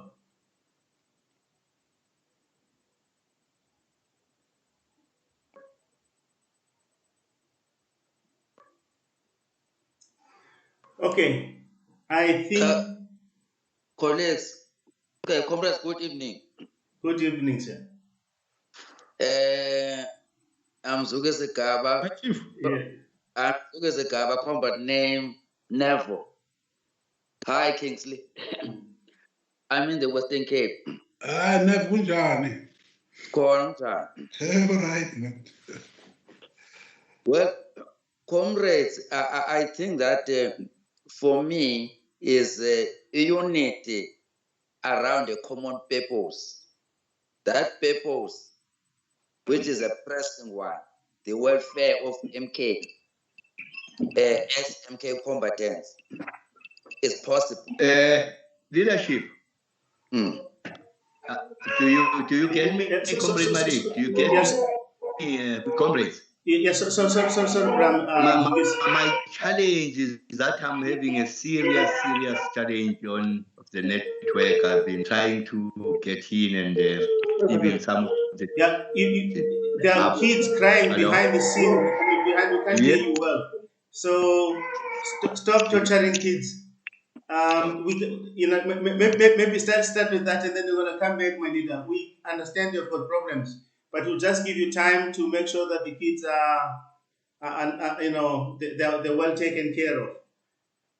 Just try and organize them a bit of welfare, and then we're just gonna go to the Western Cape again just to finish that up, and then you're gonna come back, and hopefully your line will be better. Sorry, Bramzugis, you can go ahead, sir. Well, I'm saying that the will is there because the situation, comrades, is dire, right? But the elephant, as it was said earlier, is these factional battles in the ANC that are getting worse. They're not getting better. And also what is discouraging a number of us is the unexplained deaths, right, that are politically driven or motivated.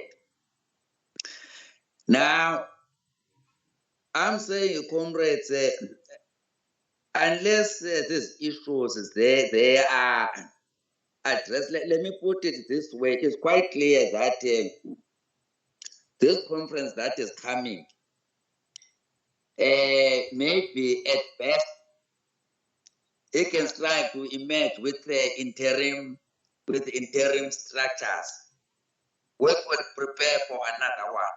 Because we have not been meeting, to tell the honest truth. Maybe people in the little corners are meeting, but we are chatting from time to time, and we are aware. For example, this afternoon, I got a post from other comrades in the Eastern Cape, where they're talking serious about the issue of approaching lawyers to put up their matters to take the government, you see. So I'm saying that those are the issues.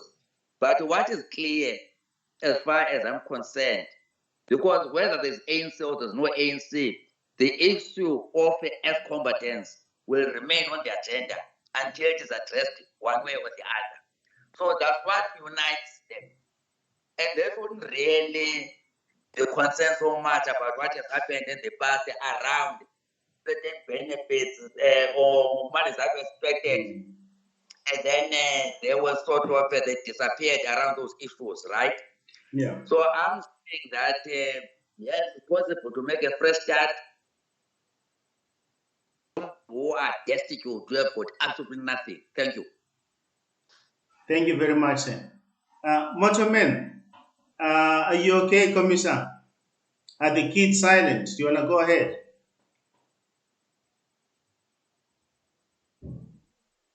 Do you want to try again, or your line is still bad? Okay, it does look like you still have a problem with your line. Is there any other province before we move to summing it up? Is there any other province you're missing out?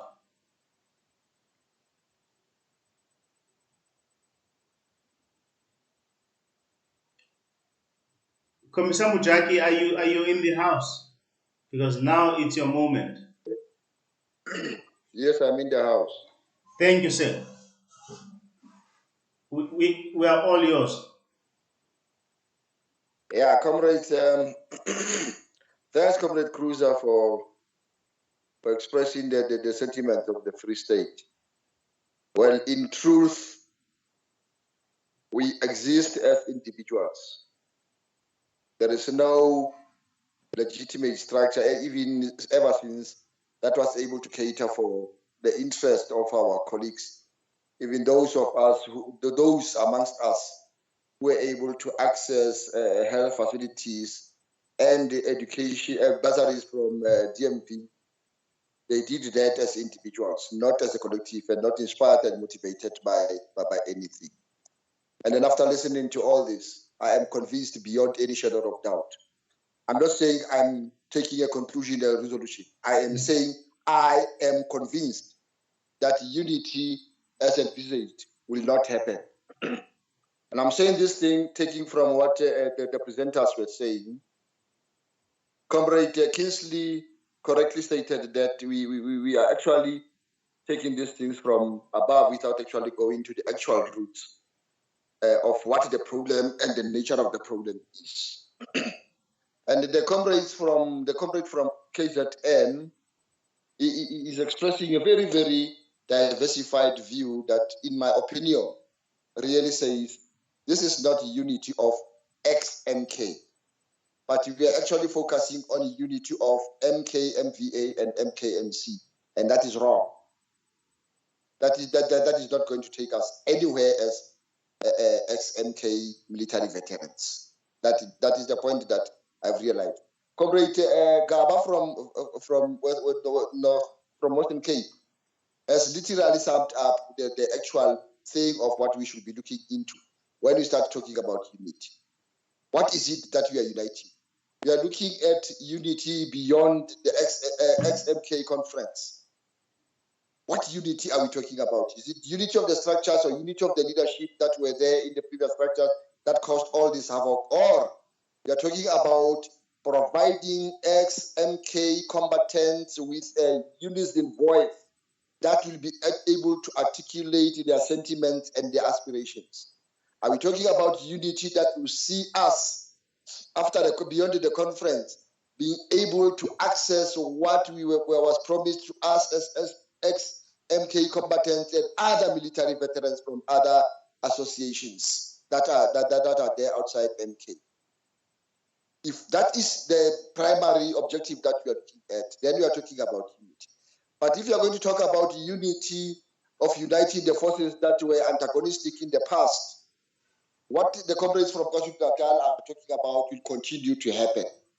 That we will be addressing the politics of the stomach and not the stomach of the hungry MK combatants, but the stomachs of the greedy, the opportunists and the careerists who are looking forward to become future leaders of MK and use it as a political springboard to achieve something for their own personal interest. And reading from all the 5 speakers, that is the notion that crushed my heart. And then I said, but this is not the type of unity that we are going to talk about, that we are talking about. Because obvious, if this is the approach that we are going to have towards the conference and in the conference, then beyond the conference, we are going to have polarization of unity. Because those who will then contest as a bloc in the coming conference, if we are going to have an elective one, and if they lose, they will go back to the drawing board and consolidate their own forces. That is not the type of unity that can actually be sustained. What we should be looking into is what is it that we want to unite MK for? And what will be the role of a united MK in enhancing and advancing the renewal and unity project of the African National Congress at large? How can we then be able to...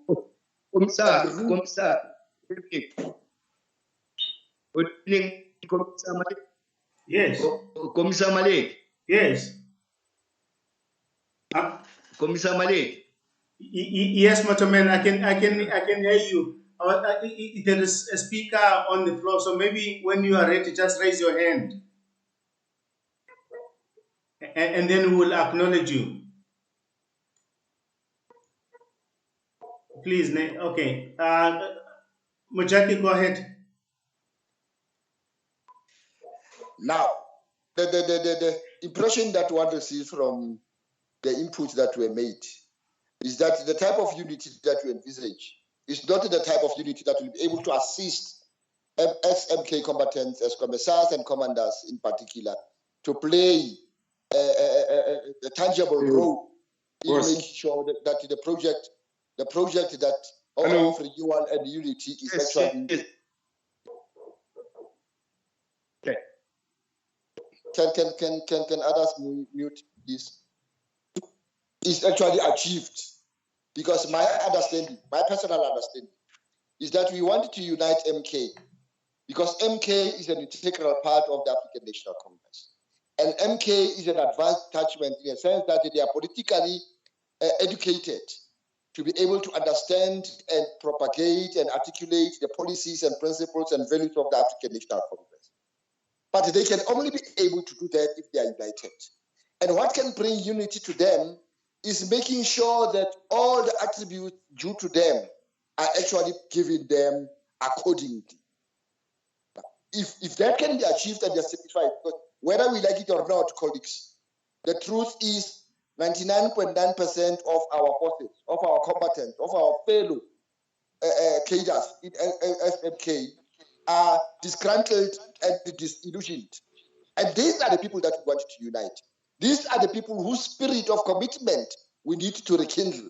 And we can only rekindle, once it is rekindled, then the type of unity that we are envisaging will only then manifest. But in the manner and the approach that we are looking at this whole thing, we will continue to have a problem.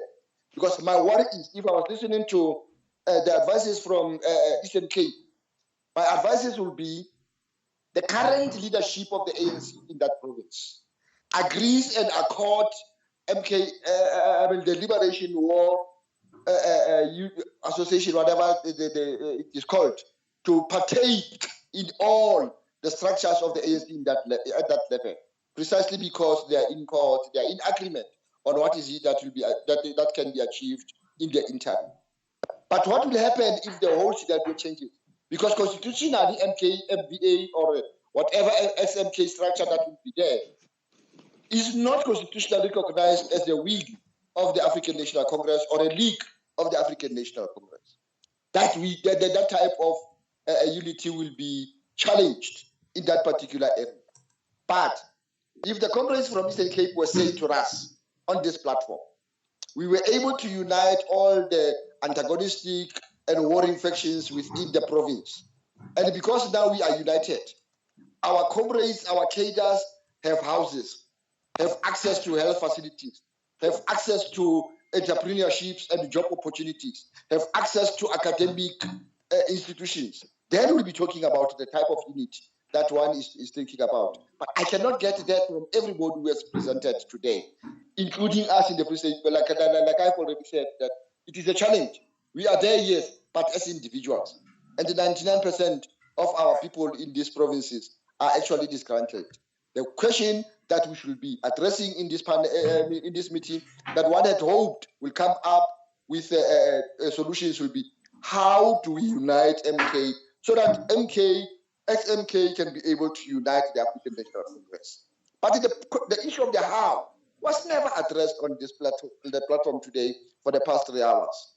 We need to be looking into that. And that is why I'm saying, flowing from the discussions, I do not think that the type of unity that you're talking about is the type of unity that, since 1912, the African National Congress wanted to achieve. I rest my case. Thanks, Commissioner Christian. Now, Motoman, the floor is yours. Do you want to try again? Leadership. Thank you. Yeah. Leadership. Let me just shoot it from. I've been struggling to get in, even to get into the meeting, leadership, in terms of network challenges. In Mpumalanga, let me give a picture to say we were supposed, or rather we have a planned meeting 6 aside to be sitting this Saturday.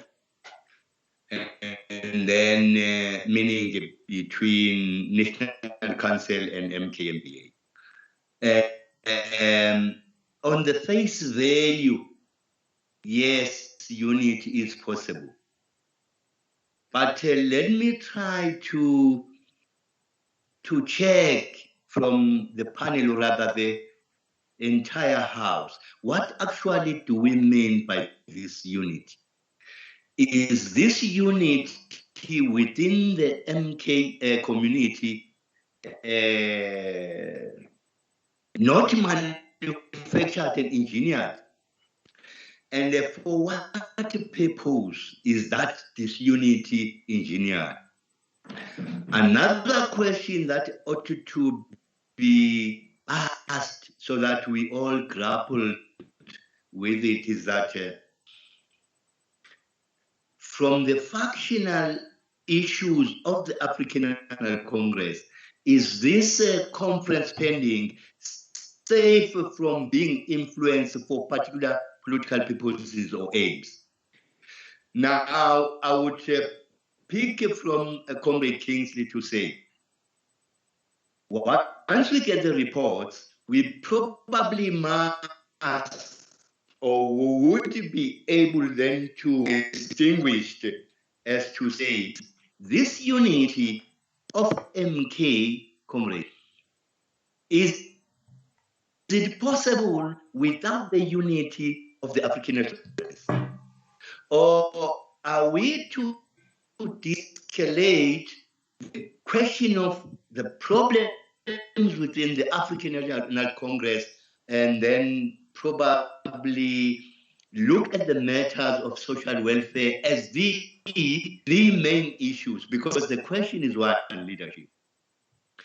If you get the African National Congress correct, back to its revolutionary standpoint, most probably these socio-economic welfare issues of MK would be putting on their own, because they are there simply as Comrade from KZN has indicated. The money issue is there. We need to be divided so that we can be influenced. That's the same thing even in Mpumalanga. Now, as from the point point of view of MK National Congress, Council, disbanded, though was still intact. As we grapple with these matters, we ask ourselves and agreed to say ANC is in serious crisis. And we have agreed to say there are people of, powerful position who are standing by and seek to influence this conference by hook or crook. Because the proper unity of MK, that is an advanced detachment, there is hope for the African National Congress. That is what we understood as we keep on engaging each other. And therefore we said, we must fight and then probably diagnose the road that was identified by the National Council in a manner that as we create these structures that ought to lead this revolution, the detachment approach is the most important one. Because if the detachment approach is the one, then the money gain or the money influence gains would be minimized. Minimized in a sense that, comrades, this unity must not only say we come from this detachment June 16, therefore the truly what you call let them go and rest wherever they need to go to rest. That could be wrong. That could be a wrong understanding of the challenges that is faced by our movement. That unity must start within ourselves and all these detachments. And then we identify from various detachment, identify on merit, not simply voting motormen because motormen, I know it could be wrong, but based on meritocracy and say, from our detachment, this comrade must go to the national structure, this comrade must go to the provincial, by virtue of the sole purpose, revive the African National Congress. Once we restore or rather reclaim the ANC, all our challenges would be would be overcome. Because you see, comrades, I was listening, just for you share, I was listening to Comrade Mabuyane in Eastern Cape, Comrade Bushi, analyzing still the challenges politically that despite that we applauded the unification process of Cape in Eastern Cape. Now then the question would be, is that unification process at the provincial, what you call, assisted the political leader in Eastern Cape? These are the issues that we must grapple with. These are the issues that we must learn from. These are the issues that we must say, because Eastern has taken this right, and then for us as the entire country, meaning our conference, we must be very, very careful in going to that conference with a clear political consciousness to say what is our objectives. I think I should pause there, my leader, because I'm having this network. I hope you've been able to catch what I'm trying to say. Let me pause there, Comrade Mike. Thank you very much. No, thank you very much. Thank you. Now, Comrade William, your hand was up and then it ran away. Is that a protest or is no longer here? Looks like he's not here. Okay, is there? No, I'm here, Chairman. Okay, sorry for that. I'm here. No, I didn't want to keep on raising my hand because sometimes I'm simply having a challenge. I don't know whether comrades. Yeah. It should catch up. Yeah, Motorman, we have heard you. Thank you very much. We're gonna mute you now. Yes. Yes, Comrade Malik. Yeah, go ahead, sir. Yes, I was saying that I dropped my hand because I did not want to keep it raised because it can be irritating as the chairperson of the meeting. William, can you see you? Can you make use and then switch off the video? Switch on the video. Can you see me now, Malik? No, I can see you well. I mean, maybe. Yes, I'm okay. Feel free now to go back. Yeah. Thank you very much, Chairperson. I'm the deputy. I'm the former deputy chairperson of Comrade Duma during the MKMVA provincial leadership of Gauteng. Sure. Just before, yes, I was the deputy chairperson. Comrade, and I spoke during the funeral of KB Mapato. The rest is history. It's fine. No. Okay, thank you very much, Comrade Chair. There are a few questions that I wanted to pose, Chair, if you allow me. Sure. If it's allowed. One, you have asked a very critical question around the issues of unity of MK. Yes.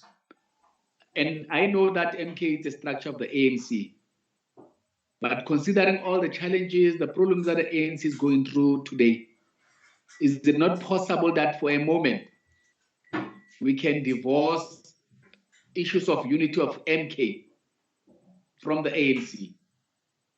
I'm saying all of these things because it is clear that there is no political will in the ANC to deal with issues of MK. This is my view. I may be wrong, but this is my view.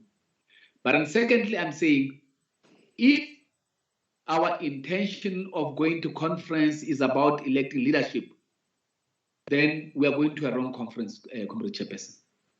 Perhaps if we have influence, we could put forward some proposals and motion to say, for a minute, let's put aside the issues of leadership and go to conference of MKMVA. Look, I'm going to call it MKMVA. I'm not in. I don't want to talk about MKNS because I know the one structure that is recognized, although there was this MKNS and what have you. Can we go to an MKMVA conference and begin to talk about issues of MK detached from the ANC? For a minute, I'm not saying we're not a product of the ANC, we are a product of the ANC. But for a minute, I think we need to have a tete-a-tete as structures of MK so that we deal with these issues. And the proposal is that maybe let's go to a consultative conference, deal with all of these issues. Like the comrade from the Eastern Cape, Comrade Bantu, indicated that it is practice and tradition in MK structures that we don't go to conference and talk about leadership until we have dealt with issues of policy and discussion documents. And can we, for a minute, dedicate the forthcoming conference to that purpose and that purpose only? And once we have made a determination of the kind of MK, MVA, or whatever the new structure is going to emerge after conference, only then we'll go back to the through the eye of the needle document and again, as a collective, agree that this is the leadership that we think will take forward, will make sure that everything that was agreed in the consultative conference does become a reality. That is one. The other issue that really it's a problem for me is a simple question. Are we agreed that what divides us is not greater than what unites us? Because for me, what unites us is much more greater than what divides us. And if we can agree that we go into that conference, we put aside issues of the time, because you see, Comrade Malik, one of the biggest challenges in MKMVA is the issue of detachmentalization. I'm not sure if that's a correct English. We have comrades in MK who think that they are the God-given gift to MK by virtue of their status or their training status in MK.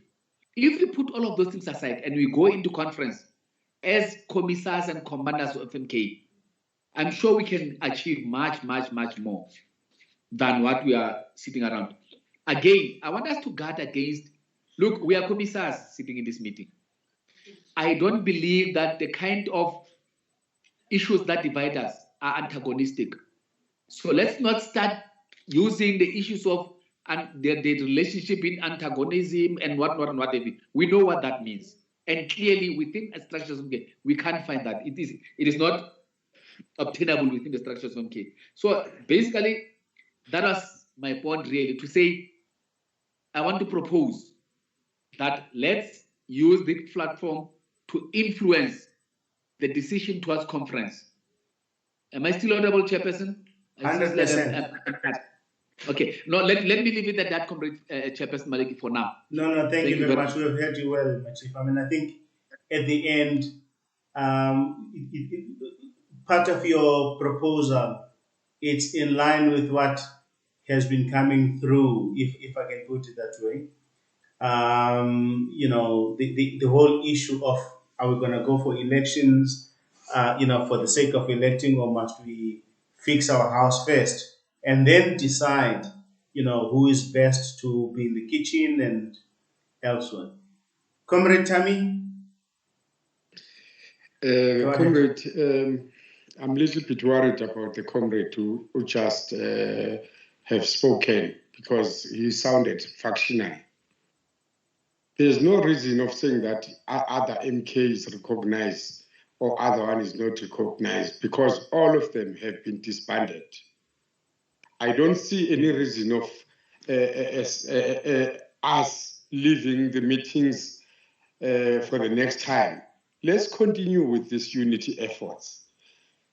You get what I mean? Let's continue till we go to the conference, because we are not going to the conferences as only members of MK. We want our comrades here who are proper military veterans who have been struggling with us. If it's election, they must be elected. We'll keep on fielding our comrades in higher positions. If they neglect us, but we'll continue, we cannot stop. We cannot stop for whatever reason. Let's continue with the efforts of uniting MK, one MK. Without holding it off, we cannot afford. For example, my children for the last 4 years have been not getting any assistance from DNV, while I'm a person who have a first number. What about those who doesn't have first numbers? We cannot suspend anything, because there are comrades who are busy undermining the existing government, undermining the leadership of ANC. We cannot wait as Kadias of Mkondo Sizwe, wait for anything. Let us strive for unity. Thank you, Comrade Malik. No, thank you very much. Comrade Malik. Yes, Moss. Asimbonanga wanyiswabonile. Why are you unanimous? Akaveli. Oh, sorry, yeah. Tammy. Ebo. Yeah, we want to see your beautiful face. Comrade, that's why ndingaveli. Mna ndiyababona abanye ndibaboni. Icamera, the logo camera. Video on. Yeah. Oh, okay. On ke ngoku. Yeah. Ndiyabonakala. Yeah, I know umlomo, but kiyakhona understand. Hey, technology yabetha madoda iminyaka ihambile. Yeah. Ulibomvana sizakuyeka. Sorry boss. I suggest ngoba uyasokola mayisevilile kazi ikhamera isebenza njani. Yeah. You can Malik, I'll come in after you.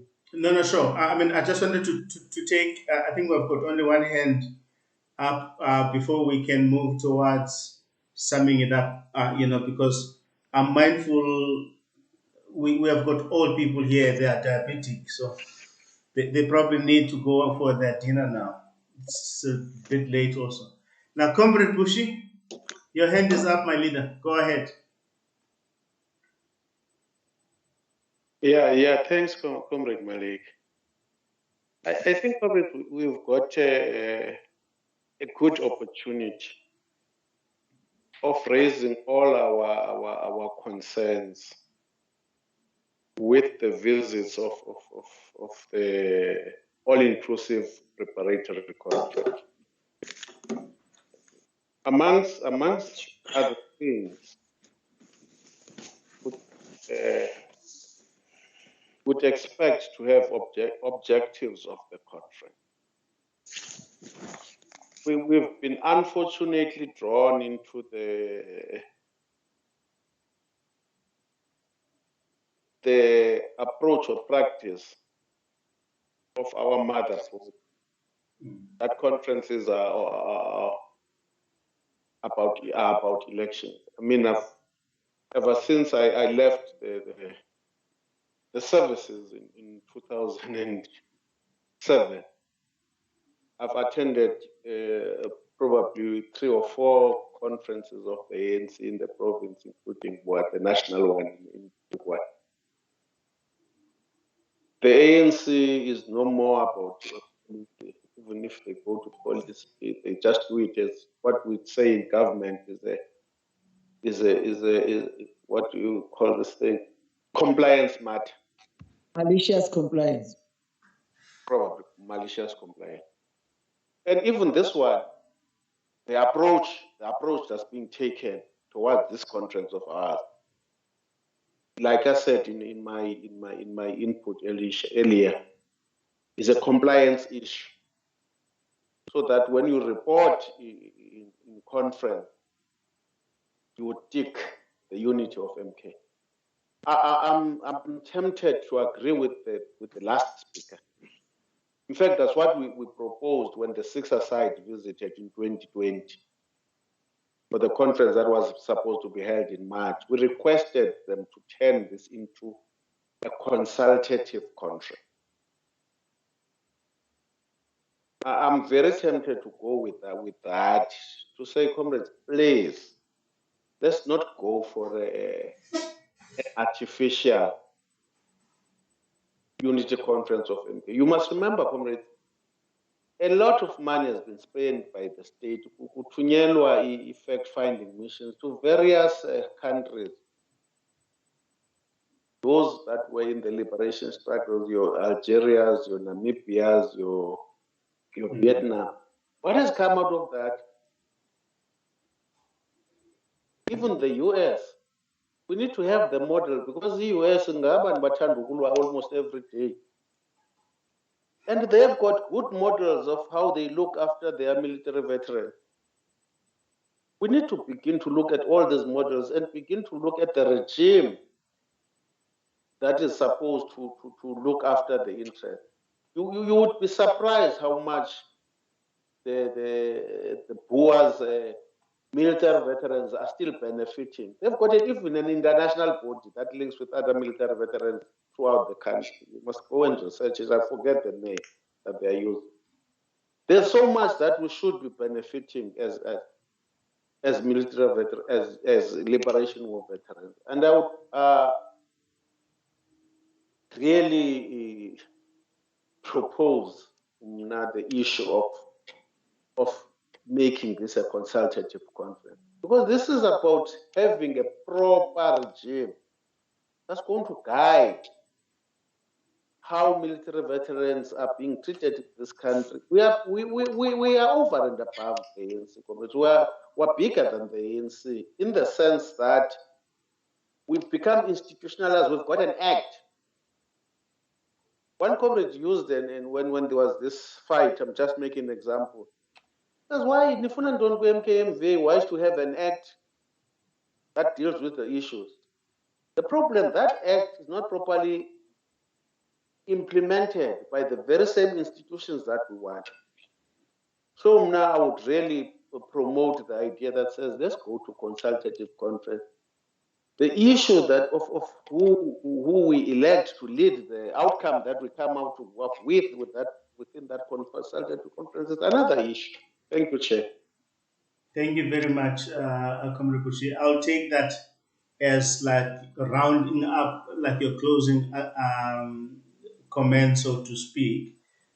I think I did see Ambassador Kingsley's hand, and then it disappeared. Ambassador, okay. your closing comment.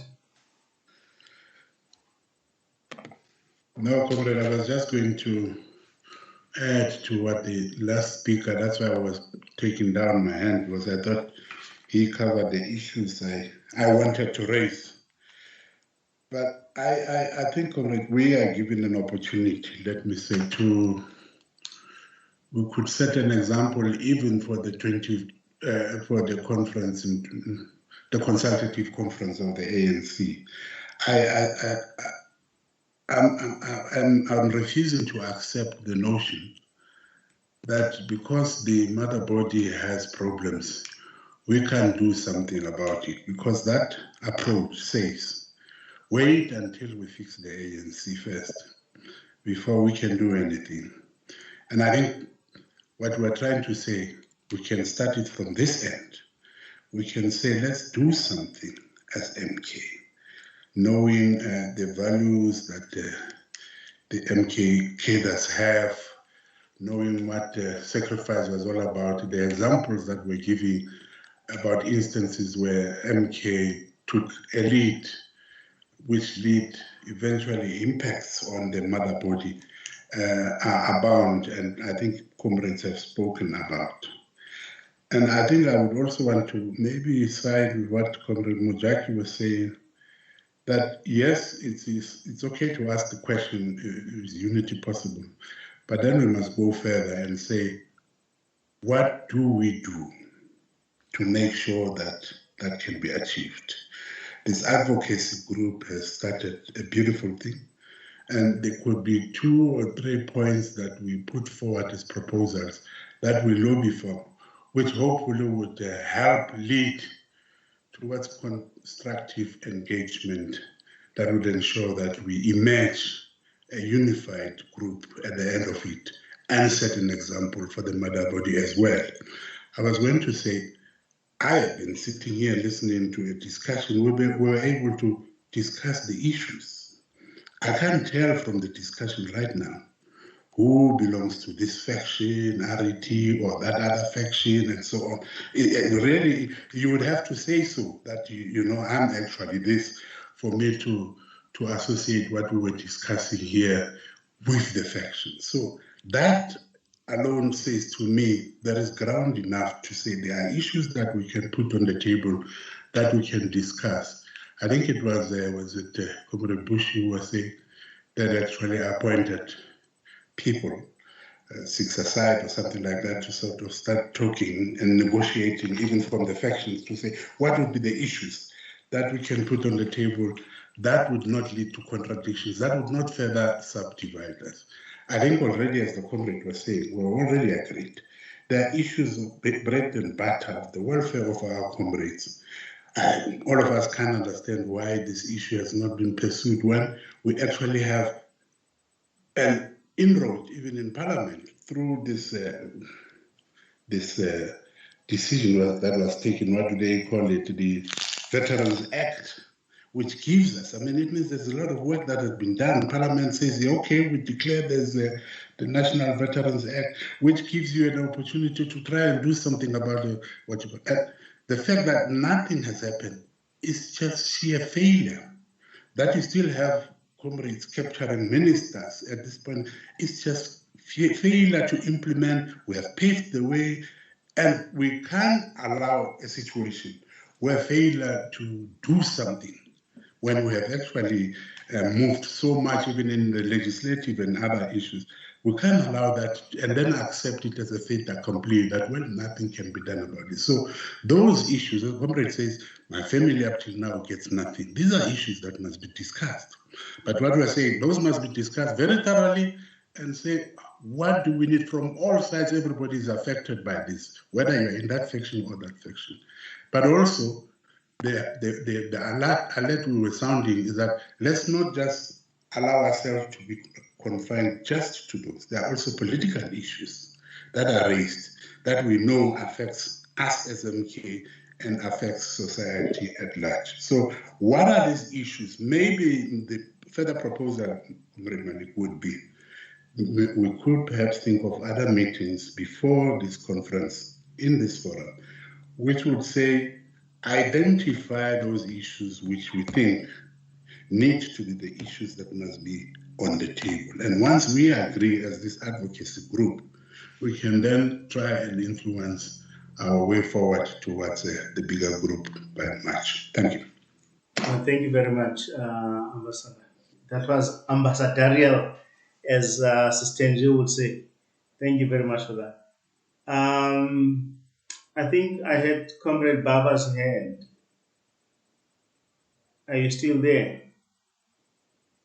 I'm looking forward Yes, I'm still there. to conclude it. Now we've been in for almost 3 hours. People are tired. Let's go for it, Machi. I'm still there. Good evening, comrades. Good evening, Even sir. though I start the conference, even if I start the conference late, my concern is a young generation in what you call in this MK problems that we are facing. I do believe that for everything that we are talking about at the present moment, we are not facing the problem. Our problem is straightforward. Our comrades, and let me say the MK, whether is it MKA, MVA, or is it the Nationalist Party, the problem is that our comrades are starving. Our comrades are hungry outside. And the very same people who close the doors are in parliament. The very same people who drafted the laws are in parliament. We don't do anything they are doing for us.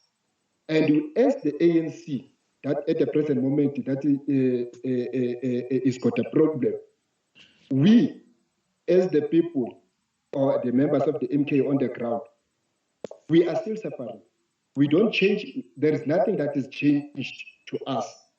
And to show that we did fight for the liberation of the South Africans. People are hungry. That is one thing that is important. I understand we can speak all the English language that we can use, but the fact and the bottom line, after 27 years, there's nothing that is taking place in our organization pertaining the MKVA members. Now we are fighting for the bone, of which it doesn't have meat. Each and everyone is going that side and it's going that side. Those who are in government, they are defending that they are in government. They don't consider that all of us, we are in the same boat. So at the present moment, we are hungry. We are on the ground, we are hungry. We will keep on talking like this for the next coming 40 years, not having any problem, any solution. Instead of getting the solution, the person who's leading the conferences, they are dying in and out. We don't have any solution on that. Once you passed on, then everything must start afresh. How many organizations did we establish since from 1994 up to date? There are so many. This question of faction is going to carry on and carry on. We will die, all of us, not getting anything, and we will die poor. We will be buried in a disaster way, whereby each and everybody in the location must collect 10 rand and 20 rand so that we must buy the cheapest coffee. Let us consider that. I understand most of us, or some of us, they can afford to be buried in the FNB stadium, or they can be buried in the certain stadium. But consider at the present moment, how many people on the ground that they cannot able to buy an airtime of 10 rand. But we are busy talking about something that we are not going anywhere with. Please let us consider that what everybody advocates, and they are doing the best, but there is no ending of this best. Each and everything that we are doing, we are starting it in the middle of the road, then it's just abolished. What do we do about that? Thank you very much, Machi. Thank you. Yeah.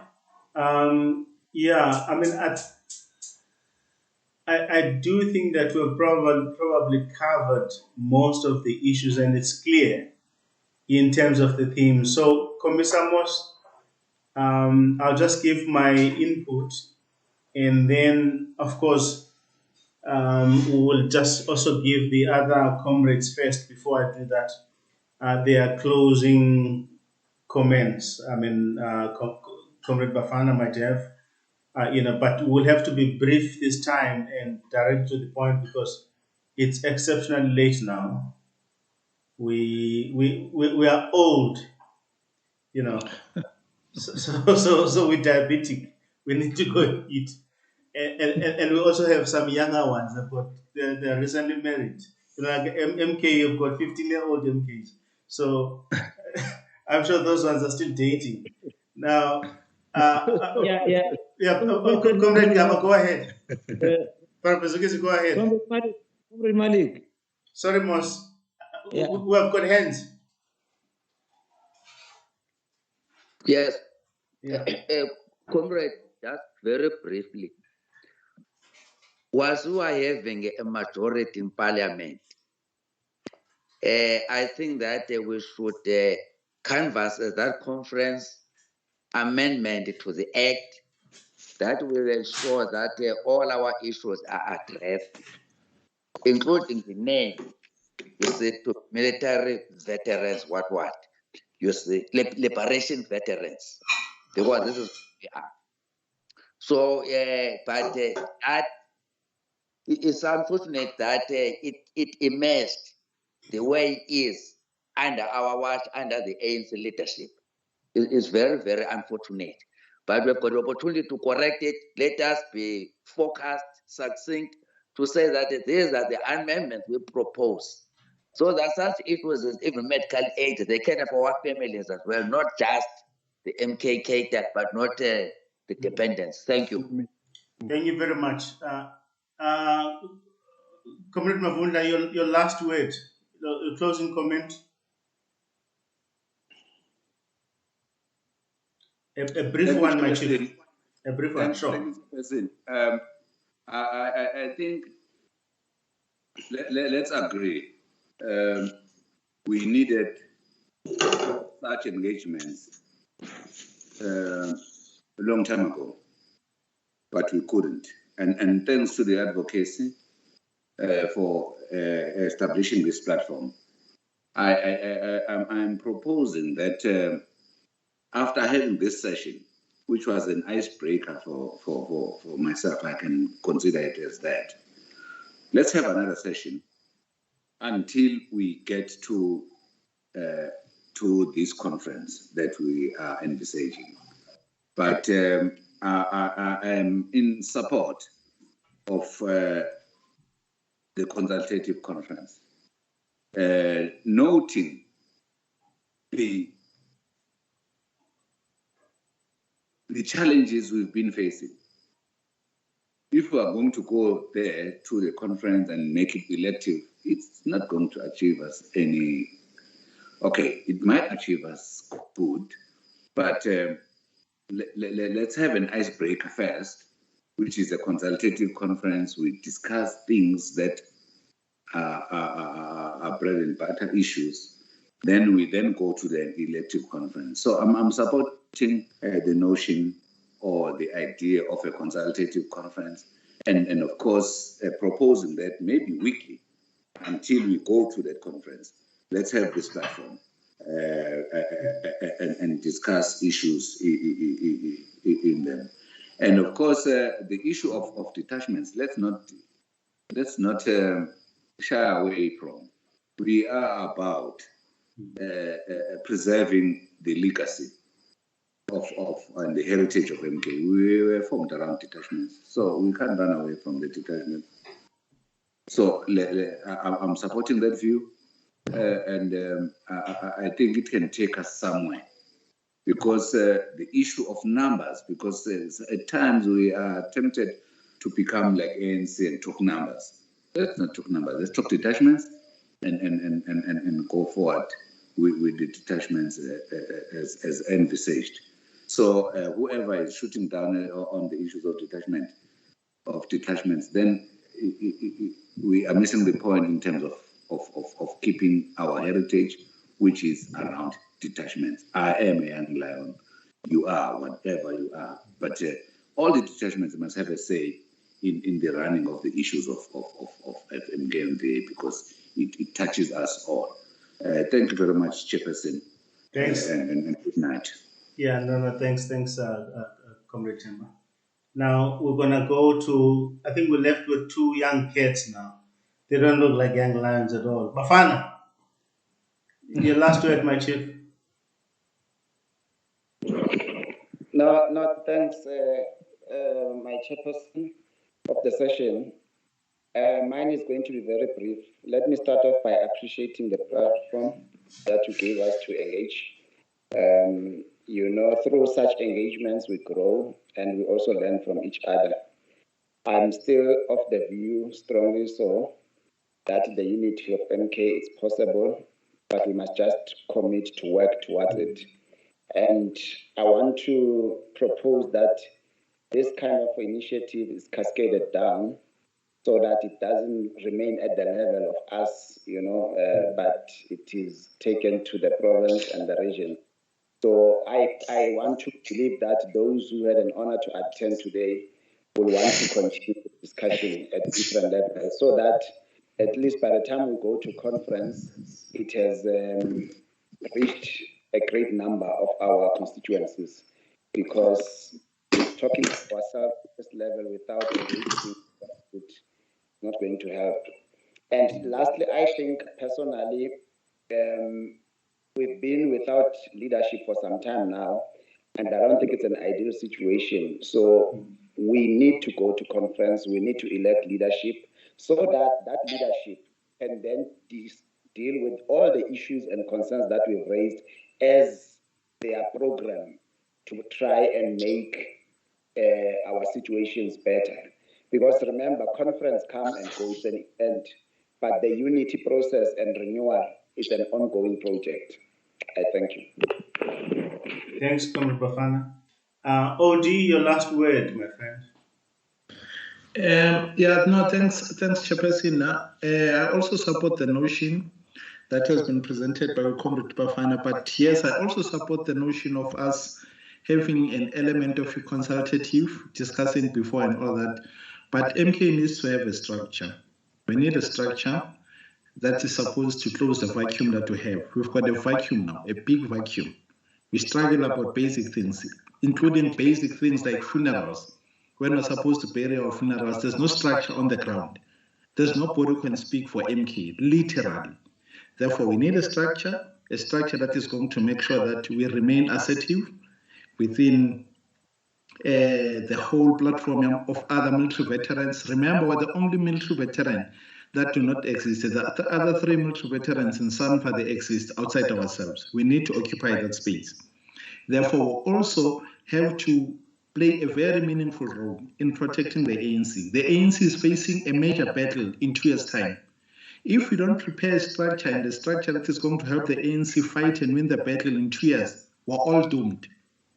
Therefore, our understanding and planning is this structure should be part of a strategy that is going to help the ANC fight and win its battle in 2 years' time. But should we delay, we don't do anything, we're all going to go down. Therefore, I support the nation that we should do things in a lightning speed, because there's a very major battle that is ahead of us. Thank you. Thanks, Odi. Commissioner Moss, can we hear your voice, your reaction? My reaction, or are we summing up? Yeah, no. We're actually just summing up. Or you want me to go first? Go first, I'll follow. Okay, sure. Look, what is actually clear coming out of all the participants here today is the fact that we've got big problems. So that is on the deficit side. There are many problems, and most of those problems are effectively have got to do about nothing. They are like nothingness. In a way, they are nothingness in the sense that they're more external problems, to use some of Bafana's language. But also to take from Temba and Mujaki, they're more ANC problems. Now, one big issue for me, is the fact that if we claim to be the most advanced detachment of the revolution, we should actually be leading the ANC and effectively not, being led by people, of which some of them actually joined when we turned our backs on the ANC. I mean, some of them, they even joined after we took our demobilization packages, some of us, and effectively left.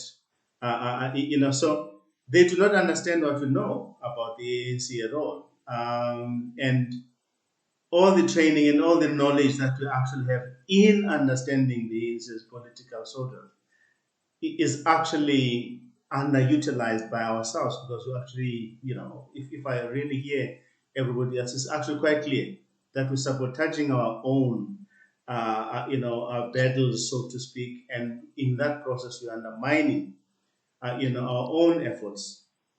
But some of it has been done correctly so, and I think to this extent, Temba is correct again, to actually say we are made to fight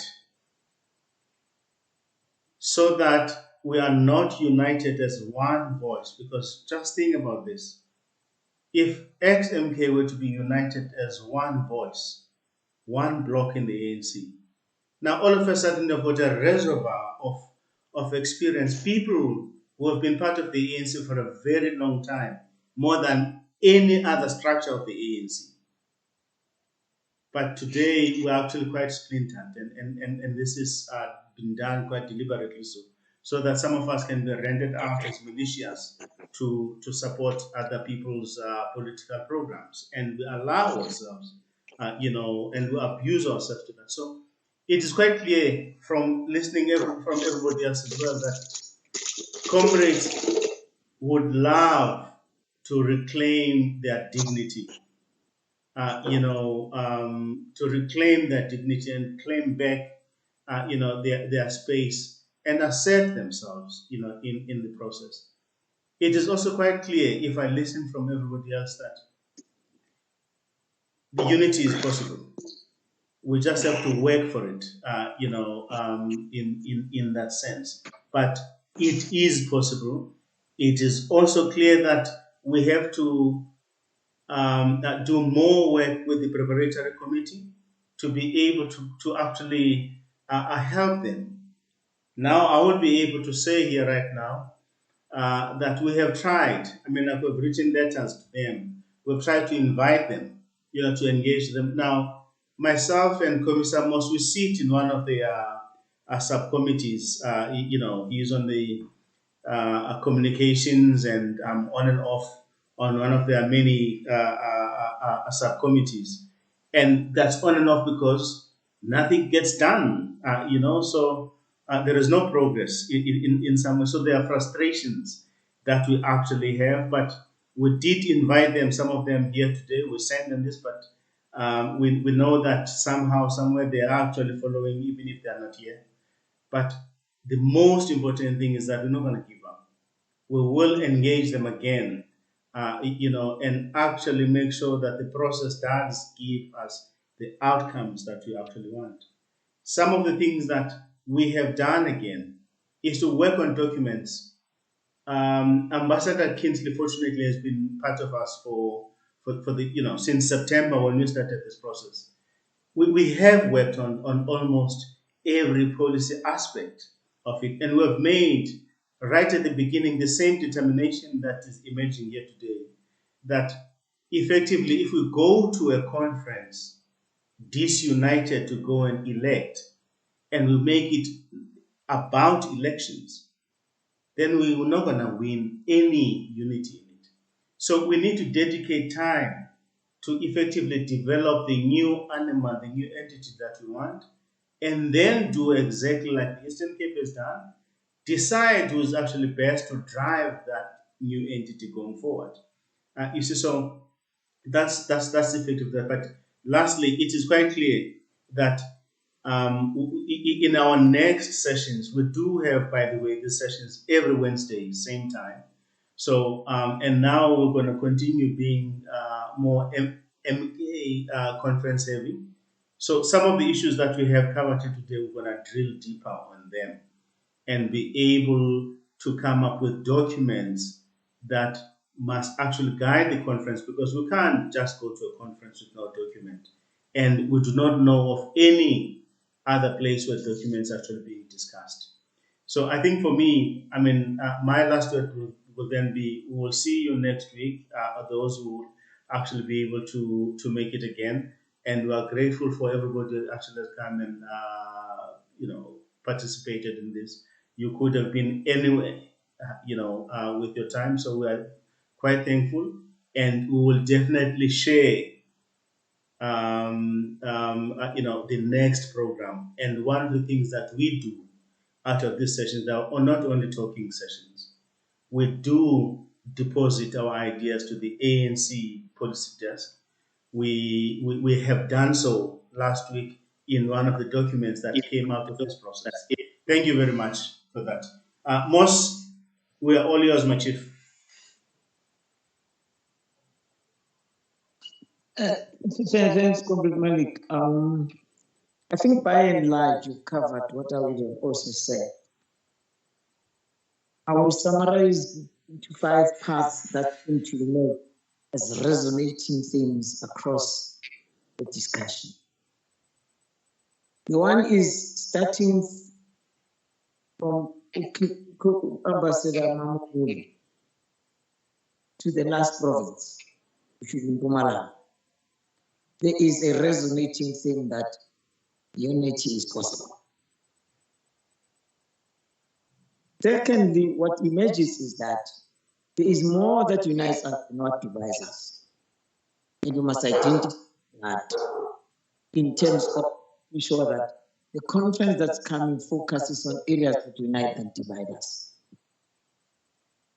That's a pragmatic that as we go to provincial conferences we should keep in mind.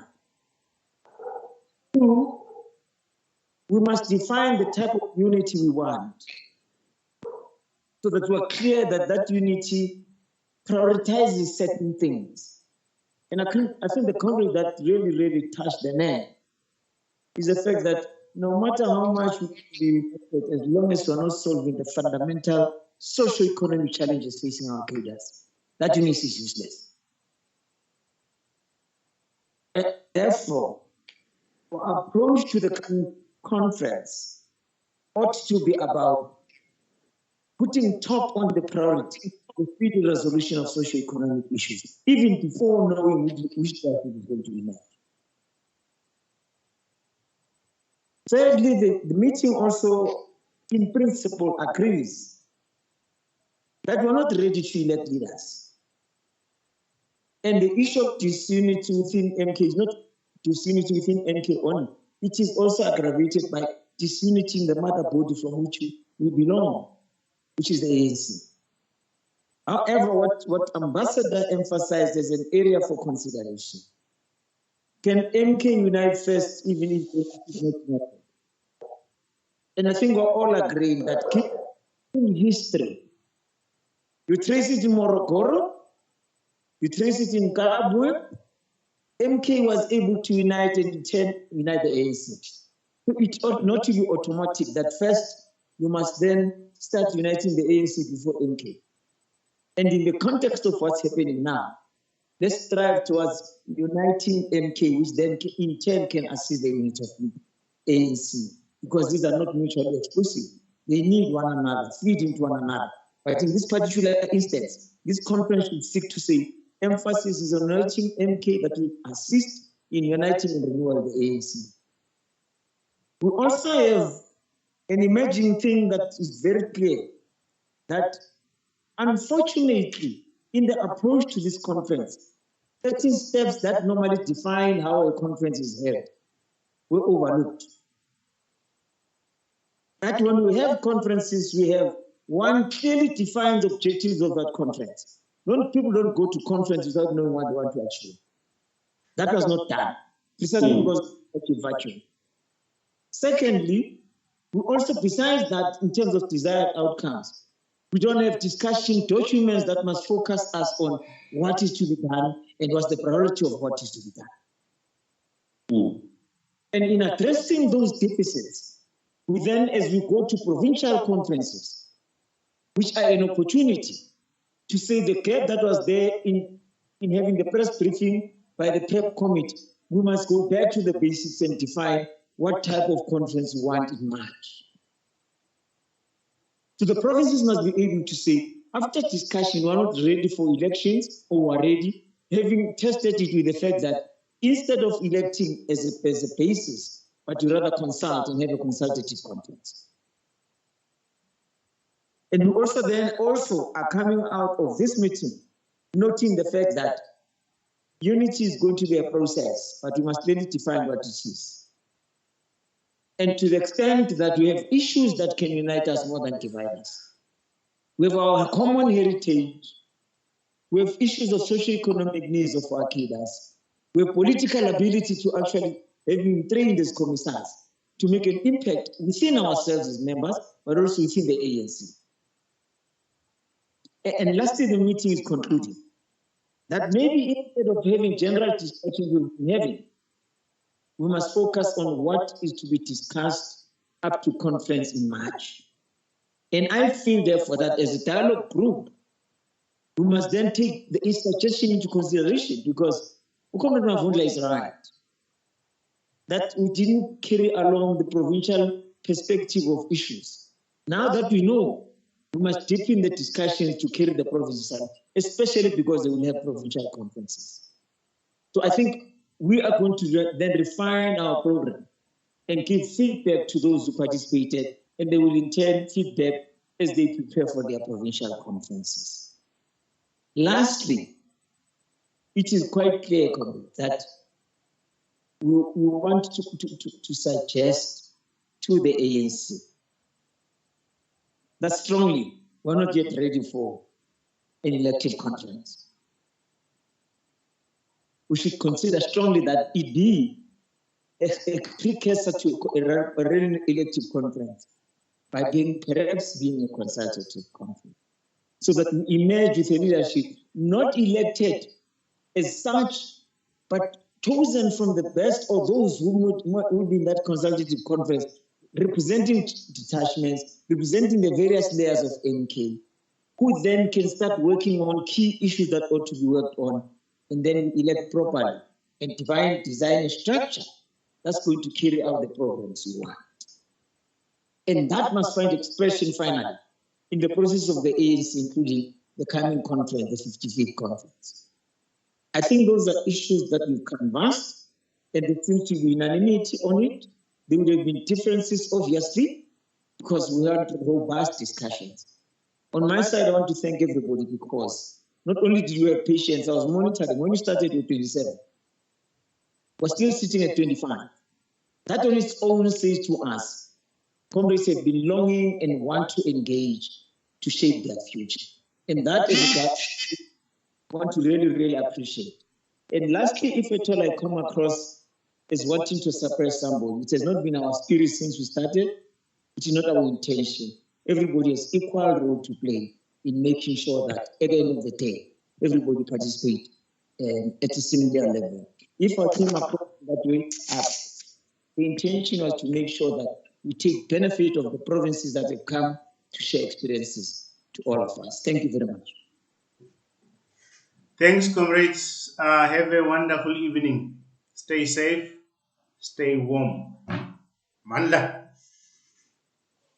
Mandla.